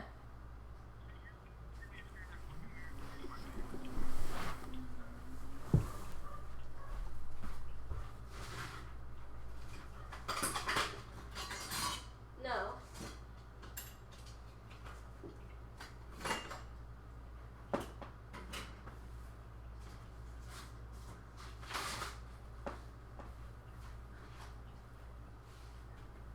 It's by the couch?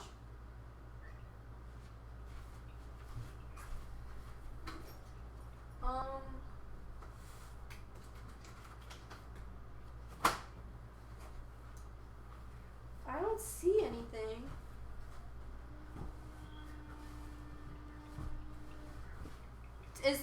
Could it be in the basement?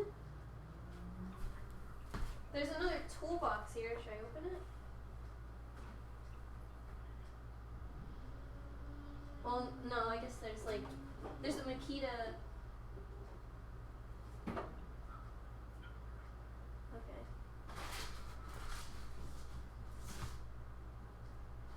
Is it in your truck loose?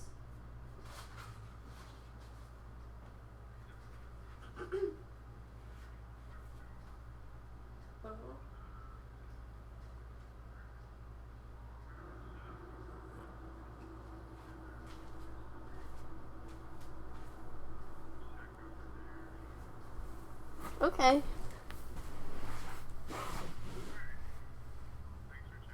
Yeah, I hope you find it. Let me know if you need help.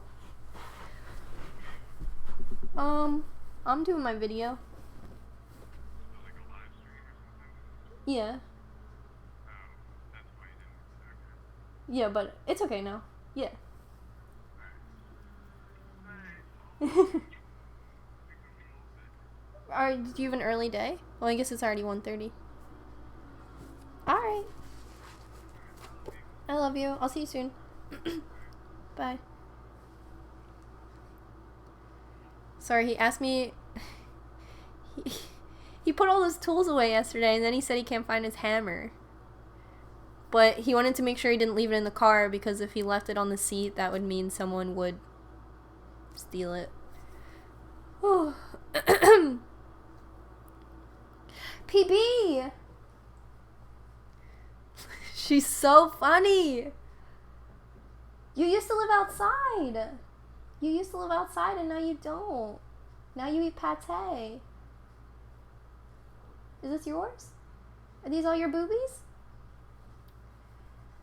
Yeah. She's got so many boobies. She's got so many boobies.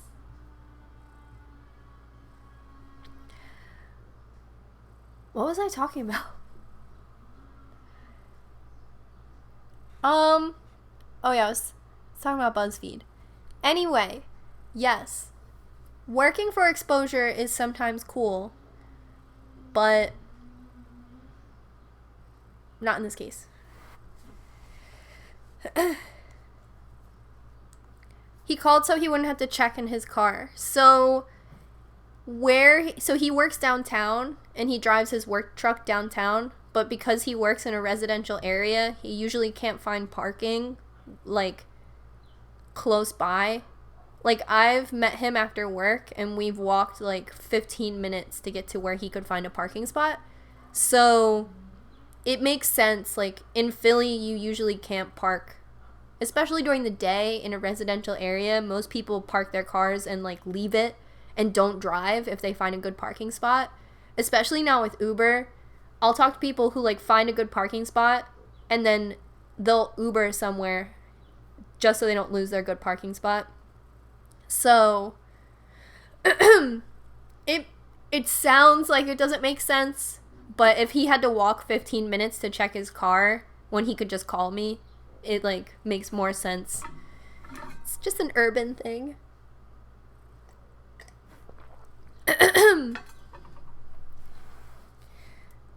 So I'm gonna pop over to my Twitter.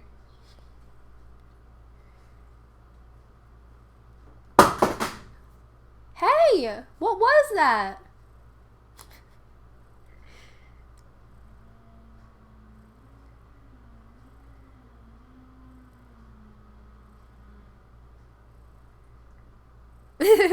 I didn't think of that. I was like, you're working too. Yeah, John was actually like, what are you doing? And I was like, filming. But he called twice, so I figured like...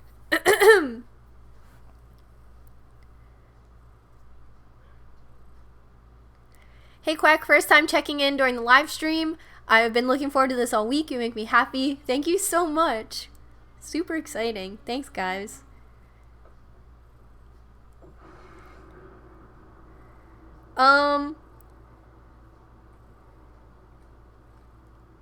So I got this question from Pockets, and it says, I know this isn't a deep question, but your favorite Miyazaki or Ghibli movie. And I want to start off saying,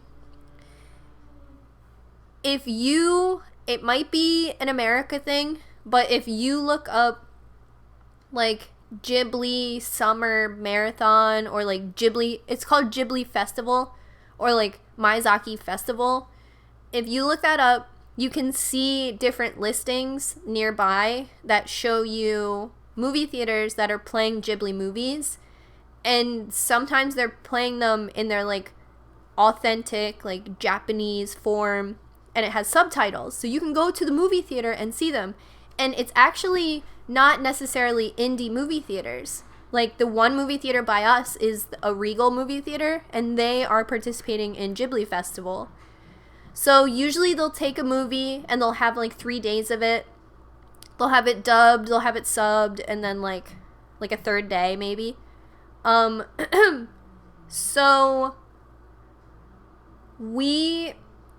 it's every year, and they're also doing Sailor Moon S and Sailor Moon R, right? R is when Chibi Moon is in it, right?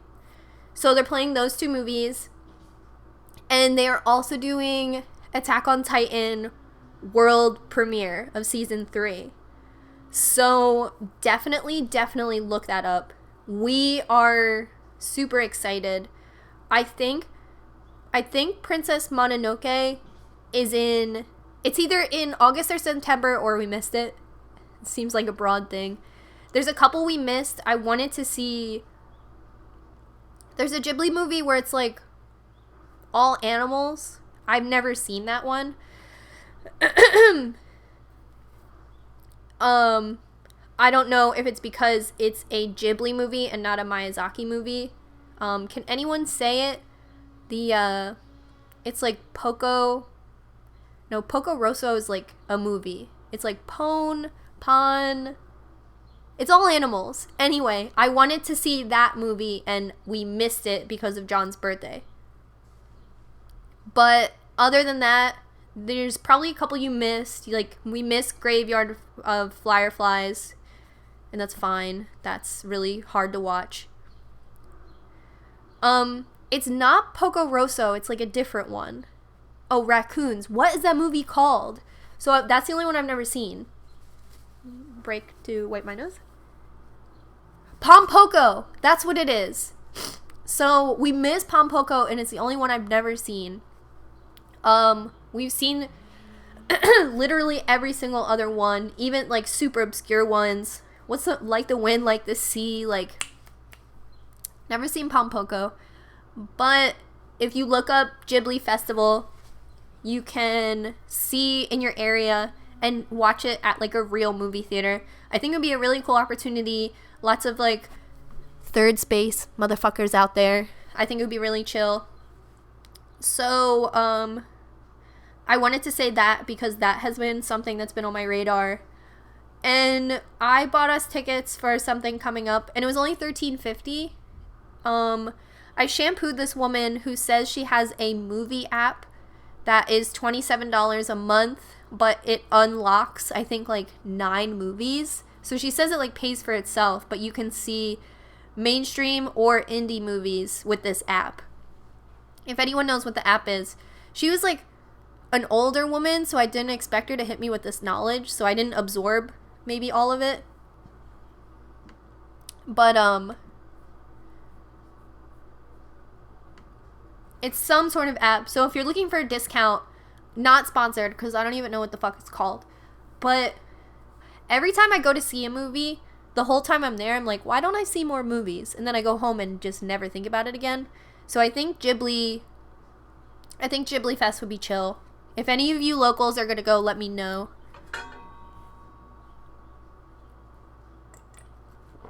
Ethan is behind the laptop, so let's all be careful now.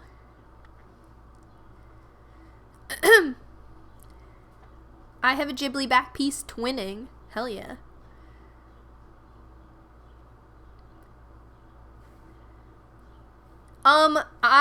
As far as my favorite Ghibli movie, I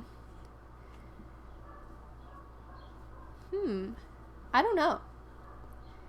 They all kind of like put me in different moods, and I kind of like that.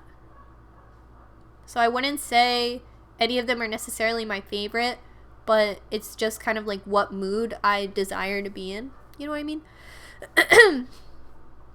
Are you still on that Soylent kick? I actually canceled my Soylent subscription because I just couldn't keep up with it. And that's fine. So I have like a case of it at home. I have a case of it at work. 3 cases of it at home. And I was kind of just like, girl, you're not drinking these like you used to. Which is cool. It was like you get a subscription of it and it renews automatically. So you kind of like lose track. So I was like, I will buy these individual if I want them from now on.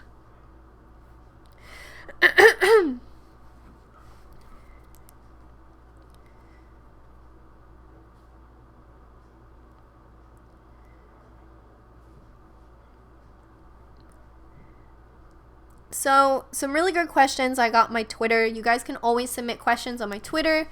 You can always submit questions here. And you can always use the super chat. Everything that's submitted in the super chat, I will always take and put in the description of the next video. So if you look in the description of this video right now, you can see that there are some super chat shout outs from last week. Normally I host a giveaway, and I'm just not hosting a giveaway this week. Because I am behind on my videos, so I just don't want to like overwhelm myself. But the other 2 giveaways, the first giveaway, that person has received their packages, and then the other 2 are still out there. So you can still put anything in the super chat that you want, and that will still be posted on the next video. So there's just no giveaway this week.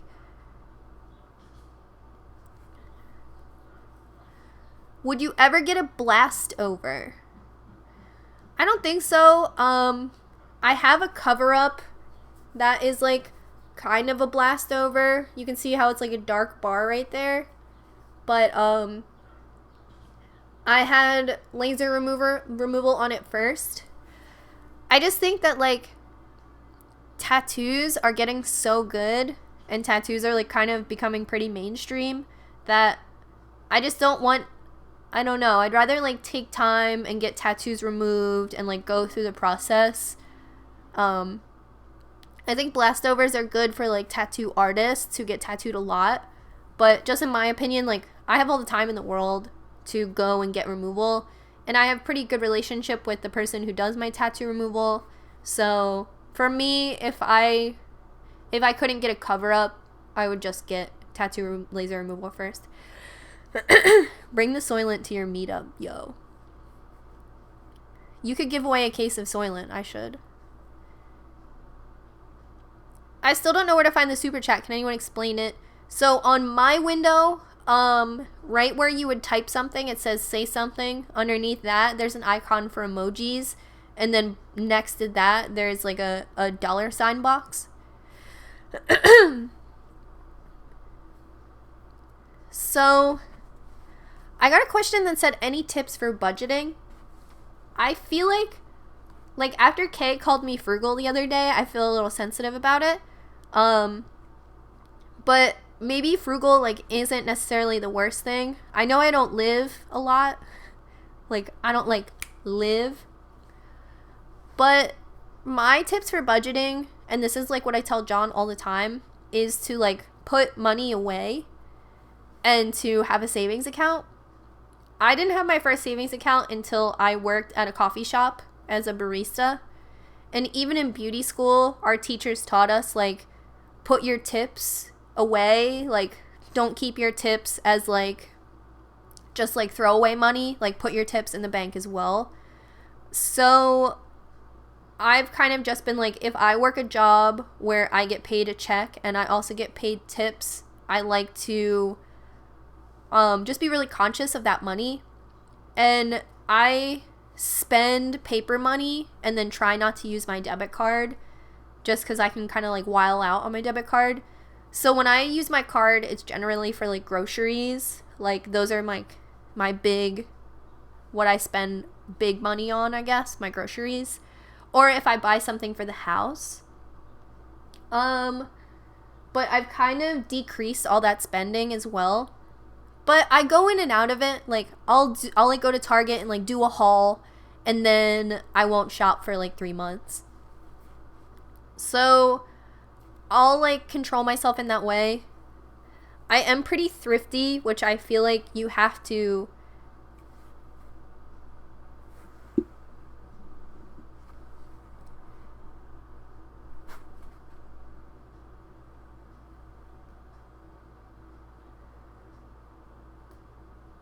What is going on here? Look at this hand. What is going on? Hey, Papa.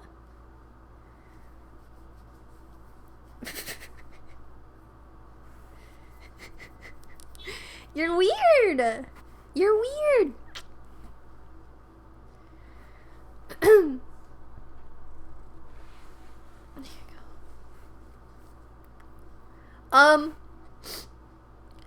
So I'm somebody who feels like if I can buy something, not even like get a good deal, but if I can buy something secondhand or thrifted, it's always an option first.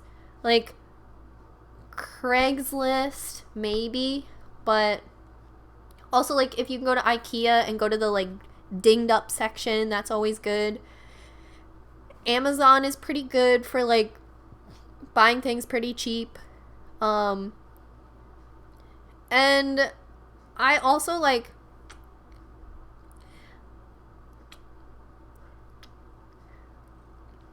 there's also just like places where things cost more money, and I know how that sounds, but like I went to Pottery Barn. No, I went to West Elm the other day and I vlogged, and everything was so expensive, but everything there, like, you could also get at IKEA. And no diss, like, West Elm, please fucking sponsor me. But, like, they had, like, a tweed couch, which is, like, what I have. And I got this at IKEA. It has storage, and it pulls out into a queen-size bed. And then I saw this at West Elm for, like, $1,000. And I was like, what? So just, like, stuff like that. If you are looking for something specific, like, I usually look on Amazon first.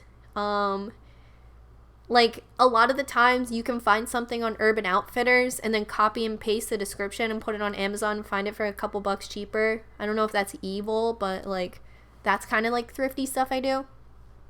But, honestly, having a savings account that you put money into, my savings account automatically takes from my checking every month. And it's at a point where, like, I know that money's coming out. and there's just like nothing I can do about it. So how much super chat money do you actually receive? Yeah, someone said YouTube takes 30%, but I mean, I think so. It's not like a separate thing. Like, what's the thing called that everybody uses? Patreon.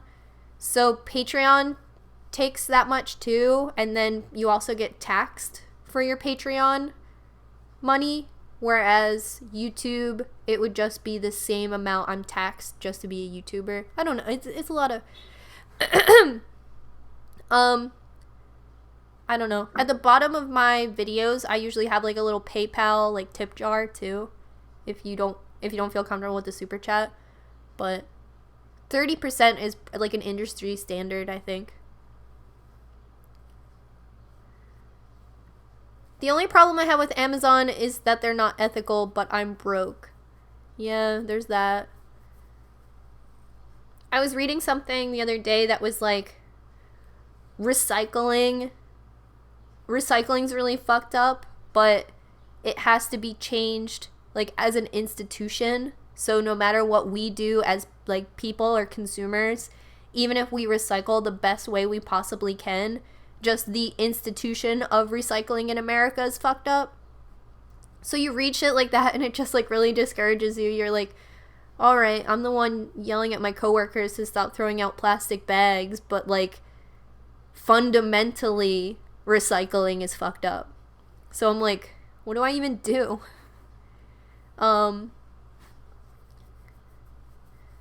It can be really hard to shop ethically and save. I'm saving right now so I can buy local things for my apartment and not break the bank too. That's what's really good about shopping at Habitat for Humanity store. Like, I got my kitchen table from Habitat for Humanity store. I think I paid like $40. You guys were there. It may have been more. But that place is always cool. Like, I really want a side table for our bedroom. And I'm just holding out for like something I find at the flea market or something. So, like, holding out for the things you don't necessarily need.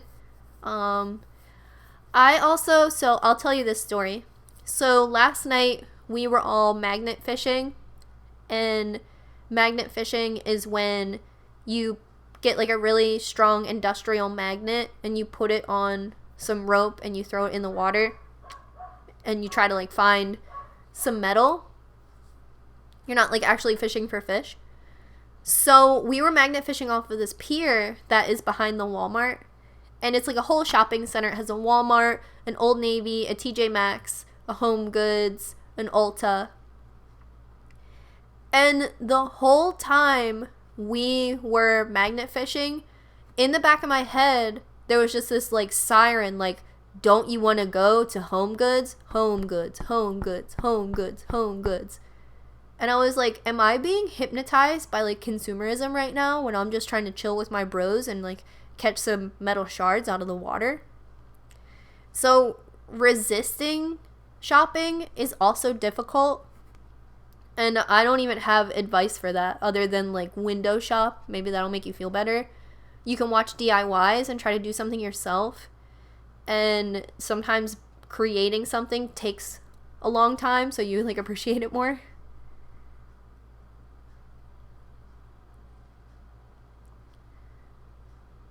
Retail therapy. Honestly, though, I feel like I should contact more companies for sponsorships, maybe, because I like watching hauls to see what other people buy, so like I don't have to buy it. Like, it's not very often I shop at Primark, but I love watching Primark hauls, if that makes sense.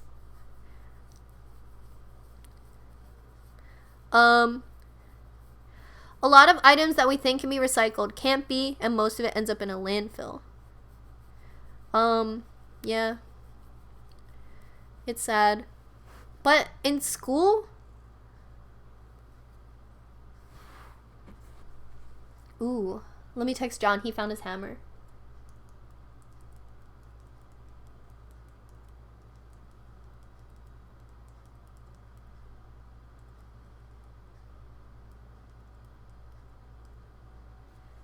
I asked John if he would go to the P.O. box for us. So if any of you lads send us a letter, maybe John will say yes. I went earlier this week, but legit, if I go out, I either leave my card at home or take like a $10 bill with me. If I don't spend the money, it goes back in the bank. I mean, that's always a really good way to obviously save money. There's a ton of stuff that I'll do. Like, if I have tips, yeah, I'll leave like my other wallet at home and just bring tips out. But it kind of just depends. And I was talking to John about this because Kay made me go to like this fancy restaurant, and then John's going to the P.O. box. Everybody say hi to John. I'll send him a nice picture. I sent Qcknd an illustration to the P.O. box. It's probably what he's picking up today because I got a notification that I got something. That'll be super exciting.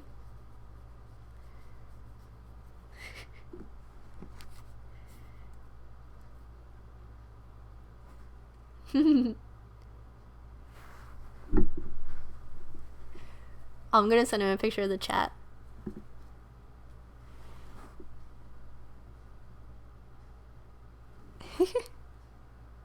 Thanks, guys.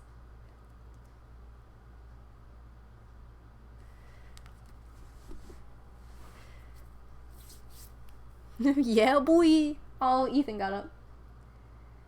I missed the weight of your belly on mine.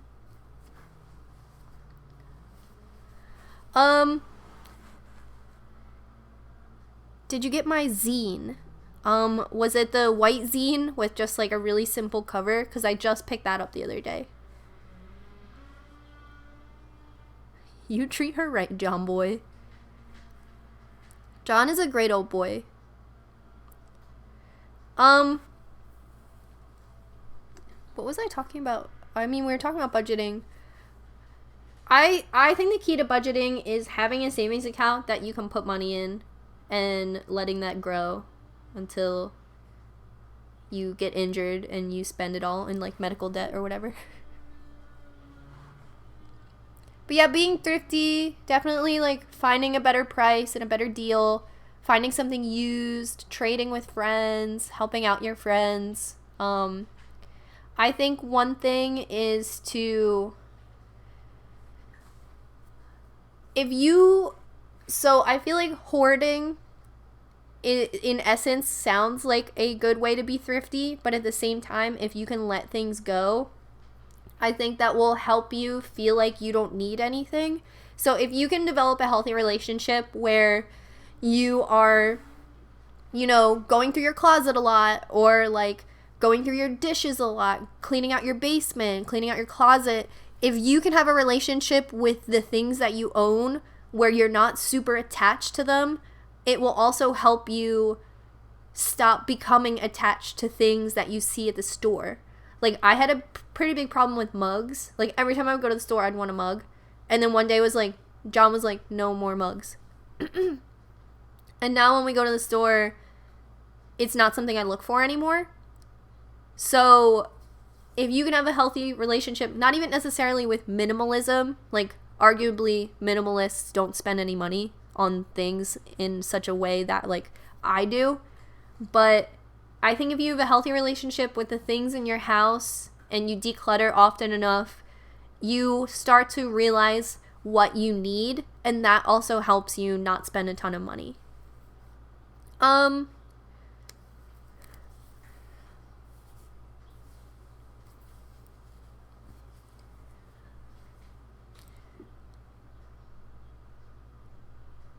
I saw something up here I wanted to read.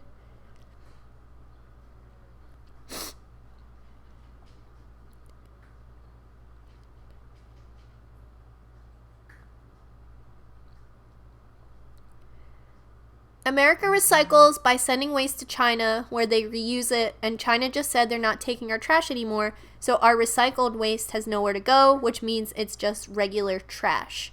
They basically take trash and recycling to the same landfill, and they both just sit there. And And that's why I was trying to say that, like, the infrastructure, the, like, institution behind recycling is fucked up.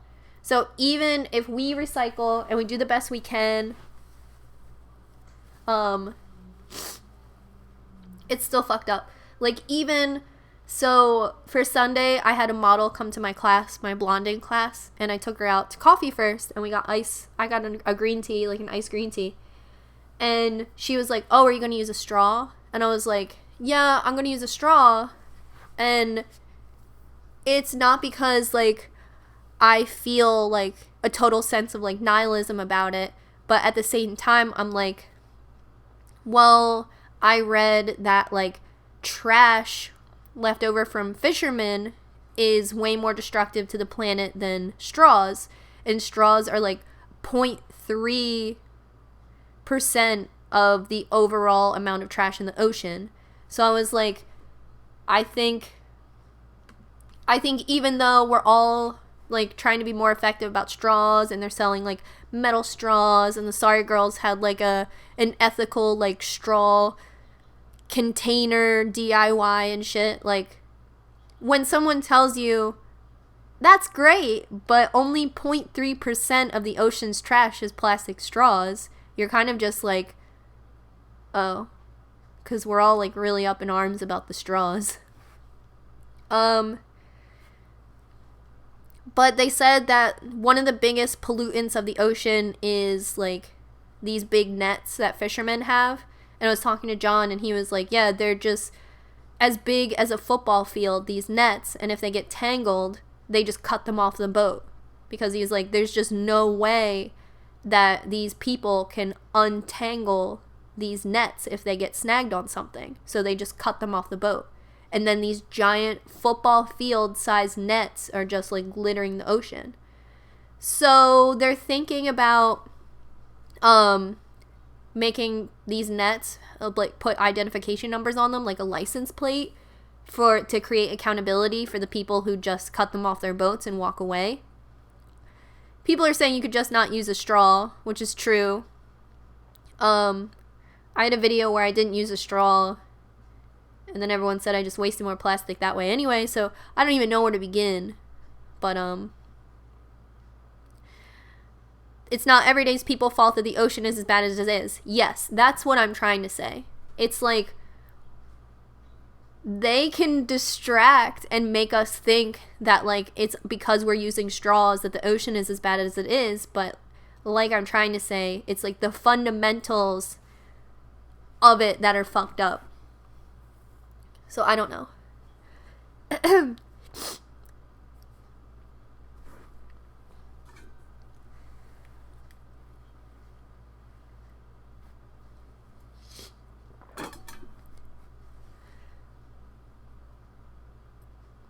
It's pretty much impossible to be 100% environmentally friendly, so do what you can, but don't be too hard on yourself.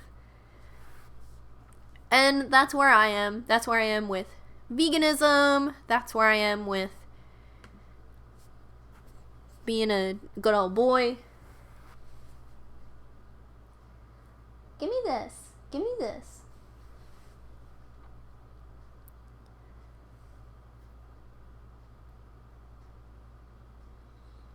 And I mean, like, my old salon didn't recycle, and my new one does.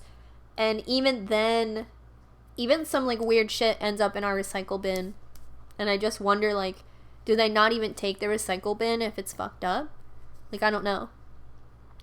I read something that, like, plastic bags mess up the sorting machine so bad that it, like, people trying to recycle plastic bags, like, sets back the machine, like, 10 to 15 minute increments every time the plastic bags get, like, caught in the sorter. I don't know. Have you ever realized that PB is a human baby? I feel like she's more like a grandmom. But, like, pronounced grandmom.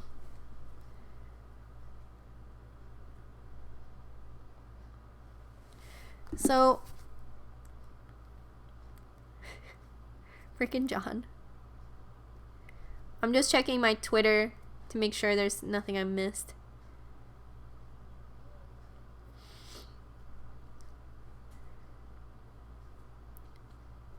I think the live stream like didn't glitch or anything, so I might just have to stream down here from now on, if everyone's cool with that.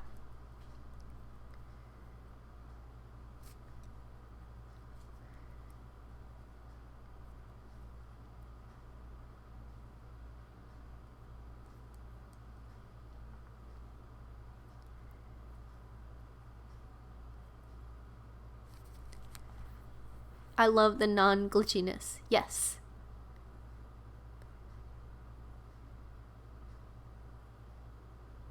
You definitely had a huge influence on me being vegan. Just to say I love that you talk about it every now and then.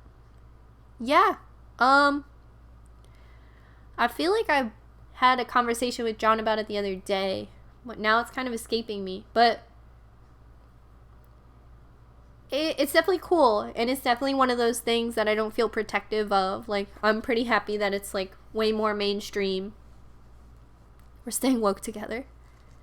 I wouldn't mind you doing only live streams. Thank you. I have some produced videos in the works. I hate to be like, oh, this week I was super busy, but between like my meeting with my manager and Sullen Arts, going to the beach, and the Lantern Festival, I had 2 classes this week. We did a class on layering, and then we had a color class, and we went out to eat with John's parents for his birthday, and my color class took 6 hours, so I felt really bad. I wasn't late, but it would have been nice if a class wasn't 6 hours. But now I know how to turn someone from like dark brown hair to blonde. So girl, I've been thinking a lot about doing the bike video. I said I didn't want to do it because a lot of people bike their own way, and I don't know, I don't feel like my advice is very official or even like necessarily super safe. But then I just feel like if I'm like, this is my experience, this experience was passed down to me and also built on from riding my bike, I feel like that's the best you can do. I think it was like iDubbbz who was like, you know what's funny? How YouTubers always have to say, well, this is just my opinion before they say anything, even though you're on their channel. And I was thinking about that, and I felt defensive. I was like, ow, mean. But it's true. I think we lose sight of that because we expect everyone to have like a standard opinion of like good and evil. So I was thinking like, just make the bike video and be like, this is for beginners. These are not advanced notions. So there has been a house for sale across the street from us for a long time, and I just saw, I think it was just purchased. There's no for sale sign anymore, which is really cool. I kind of had a feeling that no one would ever move into it. 1, because they were asking a lot for it, and 2, somebody paintballed it a few weeks ago. Like, came by and just like fucked it up. I don't know if because of like gentrification, or maybe they wanted the house or something fell through. You never know. Real estate's like pretty crazy. But it seems like a nice young couple. Do you guys have relationships with your neighbors? Did you see the how not to get tattooed drama yesterday? No, I wasn't on Instagram yesterday. Definitely spill it.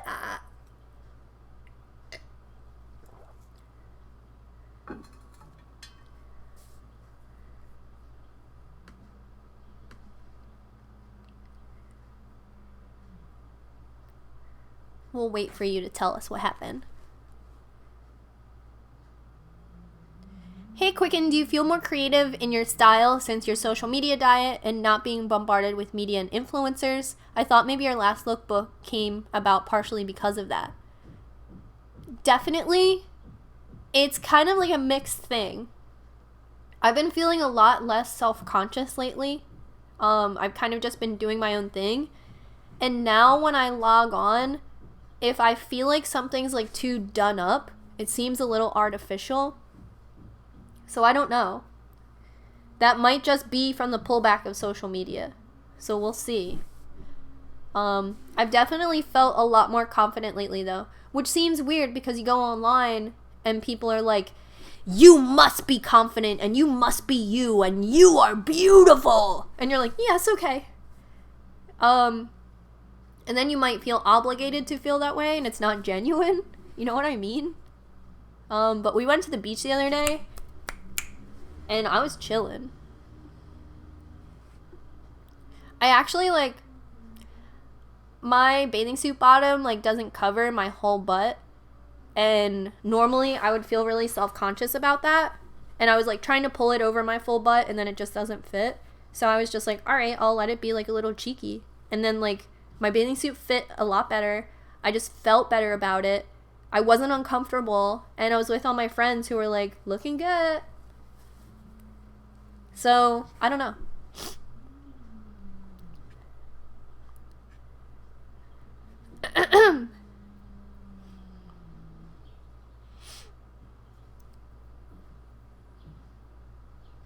So let's see what the drama was.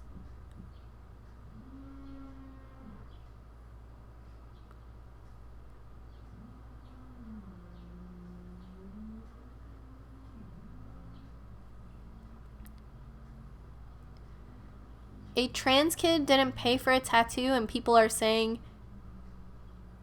people are being mean to him and stuff.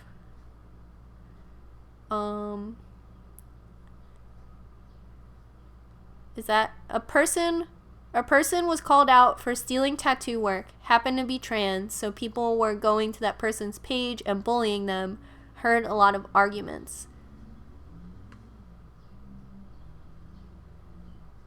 I guess the person who stole the tattoo work also messaged the artist saying that they wished their baby would die and their husband would get hit by a semi-truck.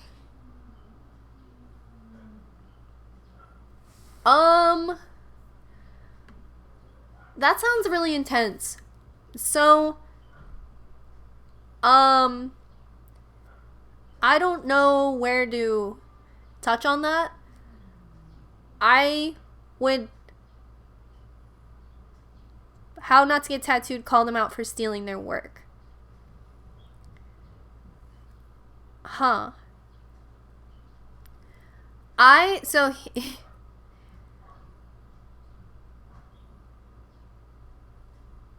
Some drama is too much. I'm checking out of this. I didn't see any of that. I feel like when you have a huge platform, you really should leave usernames out of it because it turns into a mad witch hunt. So I don't know, I feel a little bit social responsibility is keeping people's usernames out of it. I don't know. I'm good on all that. I don't want people to steal my tattoos, but I don't want them to get hit by a semi-truck if they have to do it. I always say your whole titty's out and no one gets it. It's whenever I even speak in that pitch of voice, I become that person. PB owns the couch. So I definitely missed that How Not to Get Tattooed drama, but I don't know. I feel like an Instagram account like that kind of harbors drama. So I don't even know how I feel about stuff like that at this point. I know I made a video that was how to end up on how to not get tattooed. And even that was advice for you guys. I feel like the owner of How Not to Get Tattooed left a comment on my Instagram that was yeah, I always try to give advice to people when they need it. And I was yeah, totally. I just wanted to make this video, you know? Because I feel I don't know, you can scour the internet for shit that's wrong and put it in front of a bunch of people so they can laugh at it, but I don't know.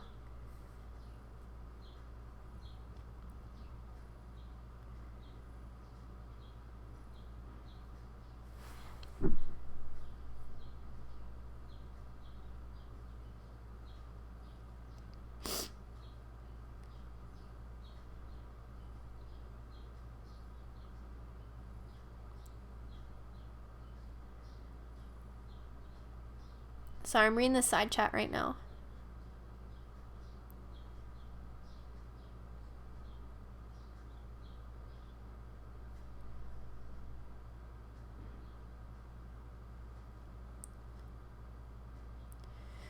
Would you do tattoo designs for others?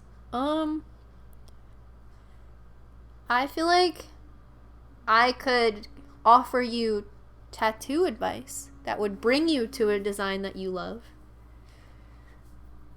Qcknd's tattoo advice. Personalized tattoo advice. Give this girl a business card.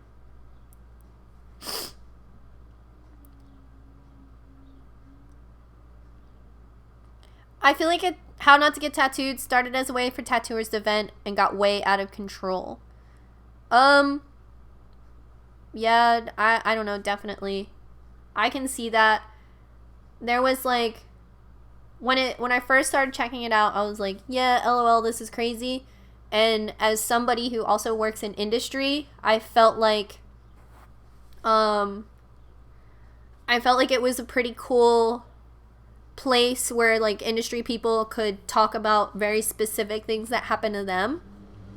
And then I think like, not that it became mainstream, but it turned into a place that wasn't just industry people. It was like everybody who wanted a good time. So I don't know. Does anyone know who the owner is? Is he like an apprentice? Is he a tattoo artist?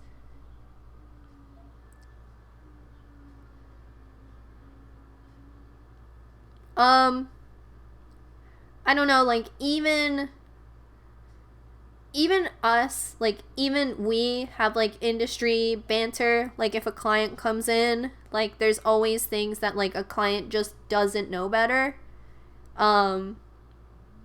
So I feel like there's an Instagram for hairstylists that's called Is This Your Client? And they just post, like, pretty fucked up hair that looks like it's obviously done at home. And it's kind of a thing where, like, if you see someone with fucked up hair, you go, like, is that your client? It's, like, a diss. But that's kind of just, like, an Instagram for hairstylists to, like, kind of laugh at. But it's still, like, a little harmful. And I don't know, like, even the other day, there was this woman who came in for a consultation. She made an appointment just for a consultation. And the thing she ended up wanting was pretty simple. She didn't need a consultation. She could have got it that day. But, you know, even I recommend to you guys to get a consultation if you need one personally. So she sat down and had a consultation with a stylist for, like, a haircut and some other stuff. And then when she got to the front desk girl was like, all right, like, what did she say? Like, what should I book you for your next appointment? And the lady was like, how much would a couple purple stripes be? And the front desk girl was like, did you mention it in your consultation? And she was like, no. And she was like, oh, I'll have to ask the stylist what she thinks if you're getting purple stripes. So, like, there was miscommunication there where the person had a full consultation with a hairstylist and then walked up to the front desk and asked the front desk girl a question that only the stylist could have answered. So I feel like that could be a situation where we all make fun of it, but at the same time you're, like, frustrated, but you know the lady doesn't know better. But, like, our front desk girl didn't go to hair school, so she can't make a recommendation, you know? Industry banter shouldn't be made public, full stop. That's kind of what it comes down to. When you get a bunch of people involved, it's like, I don't know. Why are you so obsessed about tattoos? So I just feel like How to Not Get Tattooed, I can see how that could get really out of control when it's not, like, industry people who are, like, so invested in it. So I don't know. It's a breeding ground for trolls to come and play. That's how, like, drama things work. Like, there's drama channels on YouTube. And like I said earlier, like, when I was, like, being really public about having depression and anxiety, when I was really public about my friend passing away, when I opened myself up to, like, potentially unsavory things or like publicly sad things, it's when I got the most hate online. It's when I had honestly the meanest things said to me. And when you're down, like, people want to keep you down, people want to kick you while you're down, people want to keep you depressed so it justifies how they feel. Like, the term misery loves company, like, all those things really came out. And like I said, like, the laws of attraction, what you put out there is what you receive. And I hate to, like, base something notable in my life off of a cliche, but when I lived it, it was true. So if you have a drama channel, if you have a drama Instagram, just like, that's where that shit like happens and spews. And like, I don't know, like, if someone leaves a negative comment on your Instagram, someone you generally replies maybe in defense of you or to agree with you, and that's where that shit kind of just like happens. So it's like, I don't know.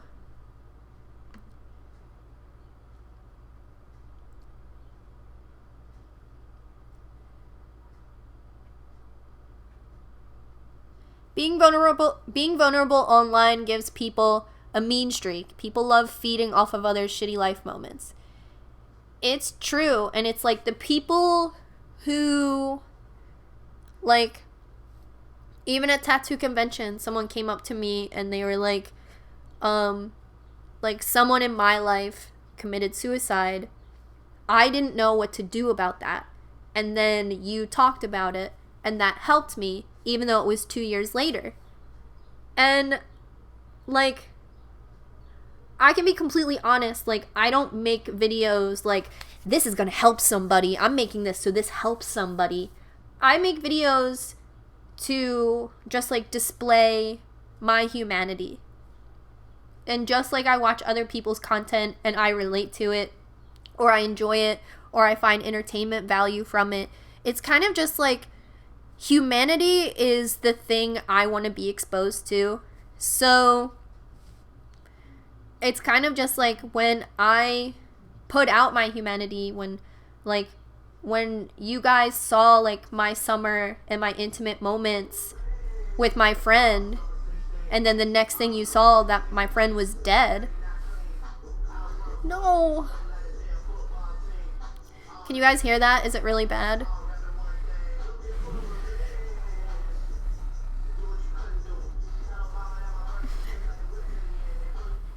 Okay, cool.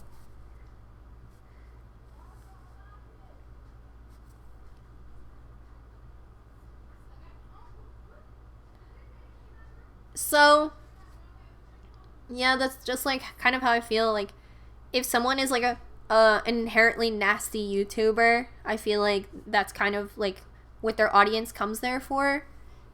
And I just didn't expect it, because I guess I was just like, I wasn't on Earth. Like, I wasn't, I don't know, the most Philly moment.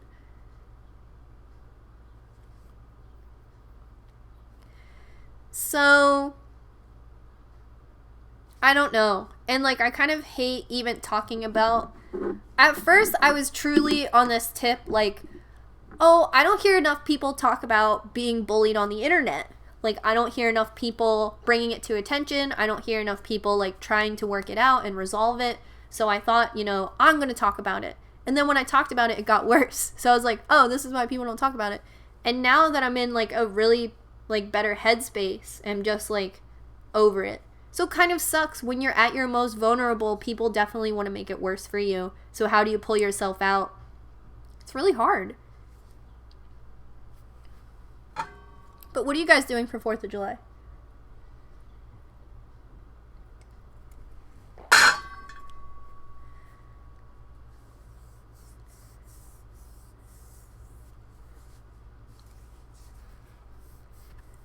A truly Philly moment, honestly.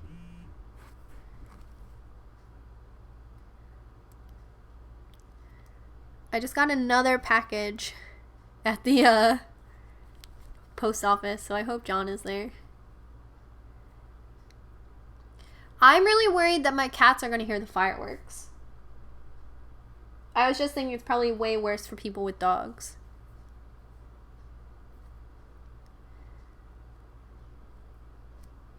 Well, I feel like it's probably a good time to start wrapping things up. We've been streaming for about 2.5 hours. Thank you to everybody who participated in the super chat. You can always put whatever you want in the super chat, and I will post it in the next week so you can shout yourself out. Wish everybody happy 4th of July, whatever you need to do. Super chats will always stay. And I just wanted to thank you guys. Sorry there's no giveaway this week. I'm sure you guys are into the giveaways, I hope. And for everybody who has won and participated, it's really cool. My P.O. box has made it a lot easier to ship than the parcel service I use to ship all the Qcknd pins. So I just wanted to put that out there. There has always been, like, I feel like my Qcknd pins have been like a dark shadow on my YouTube career, just because it was so hard to manage, and the parcel service lost like 5 or 6 packages. There was one that was just like dead up the wrong address.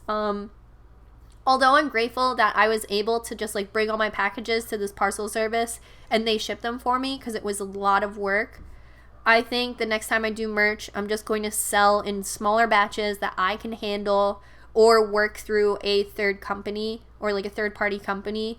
But yeah, my P.O. box made it so easy to ship, and both people have confirmed that they received their packages.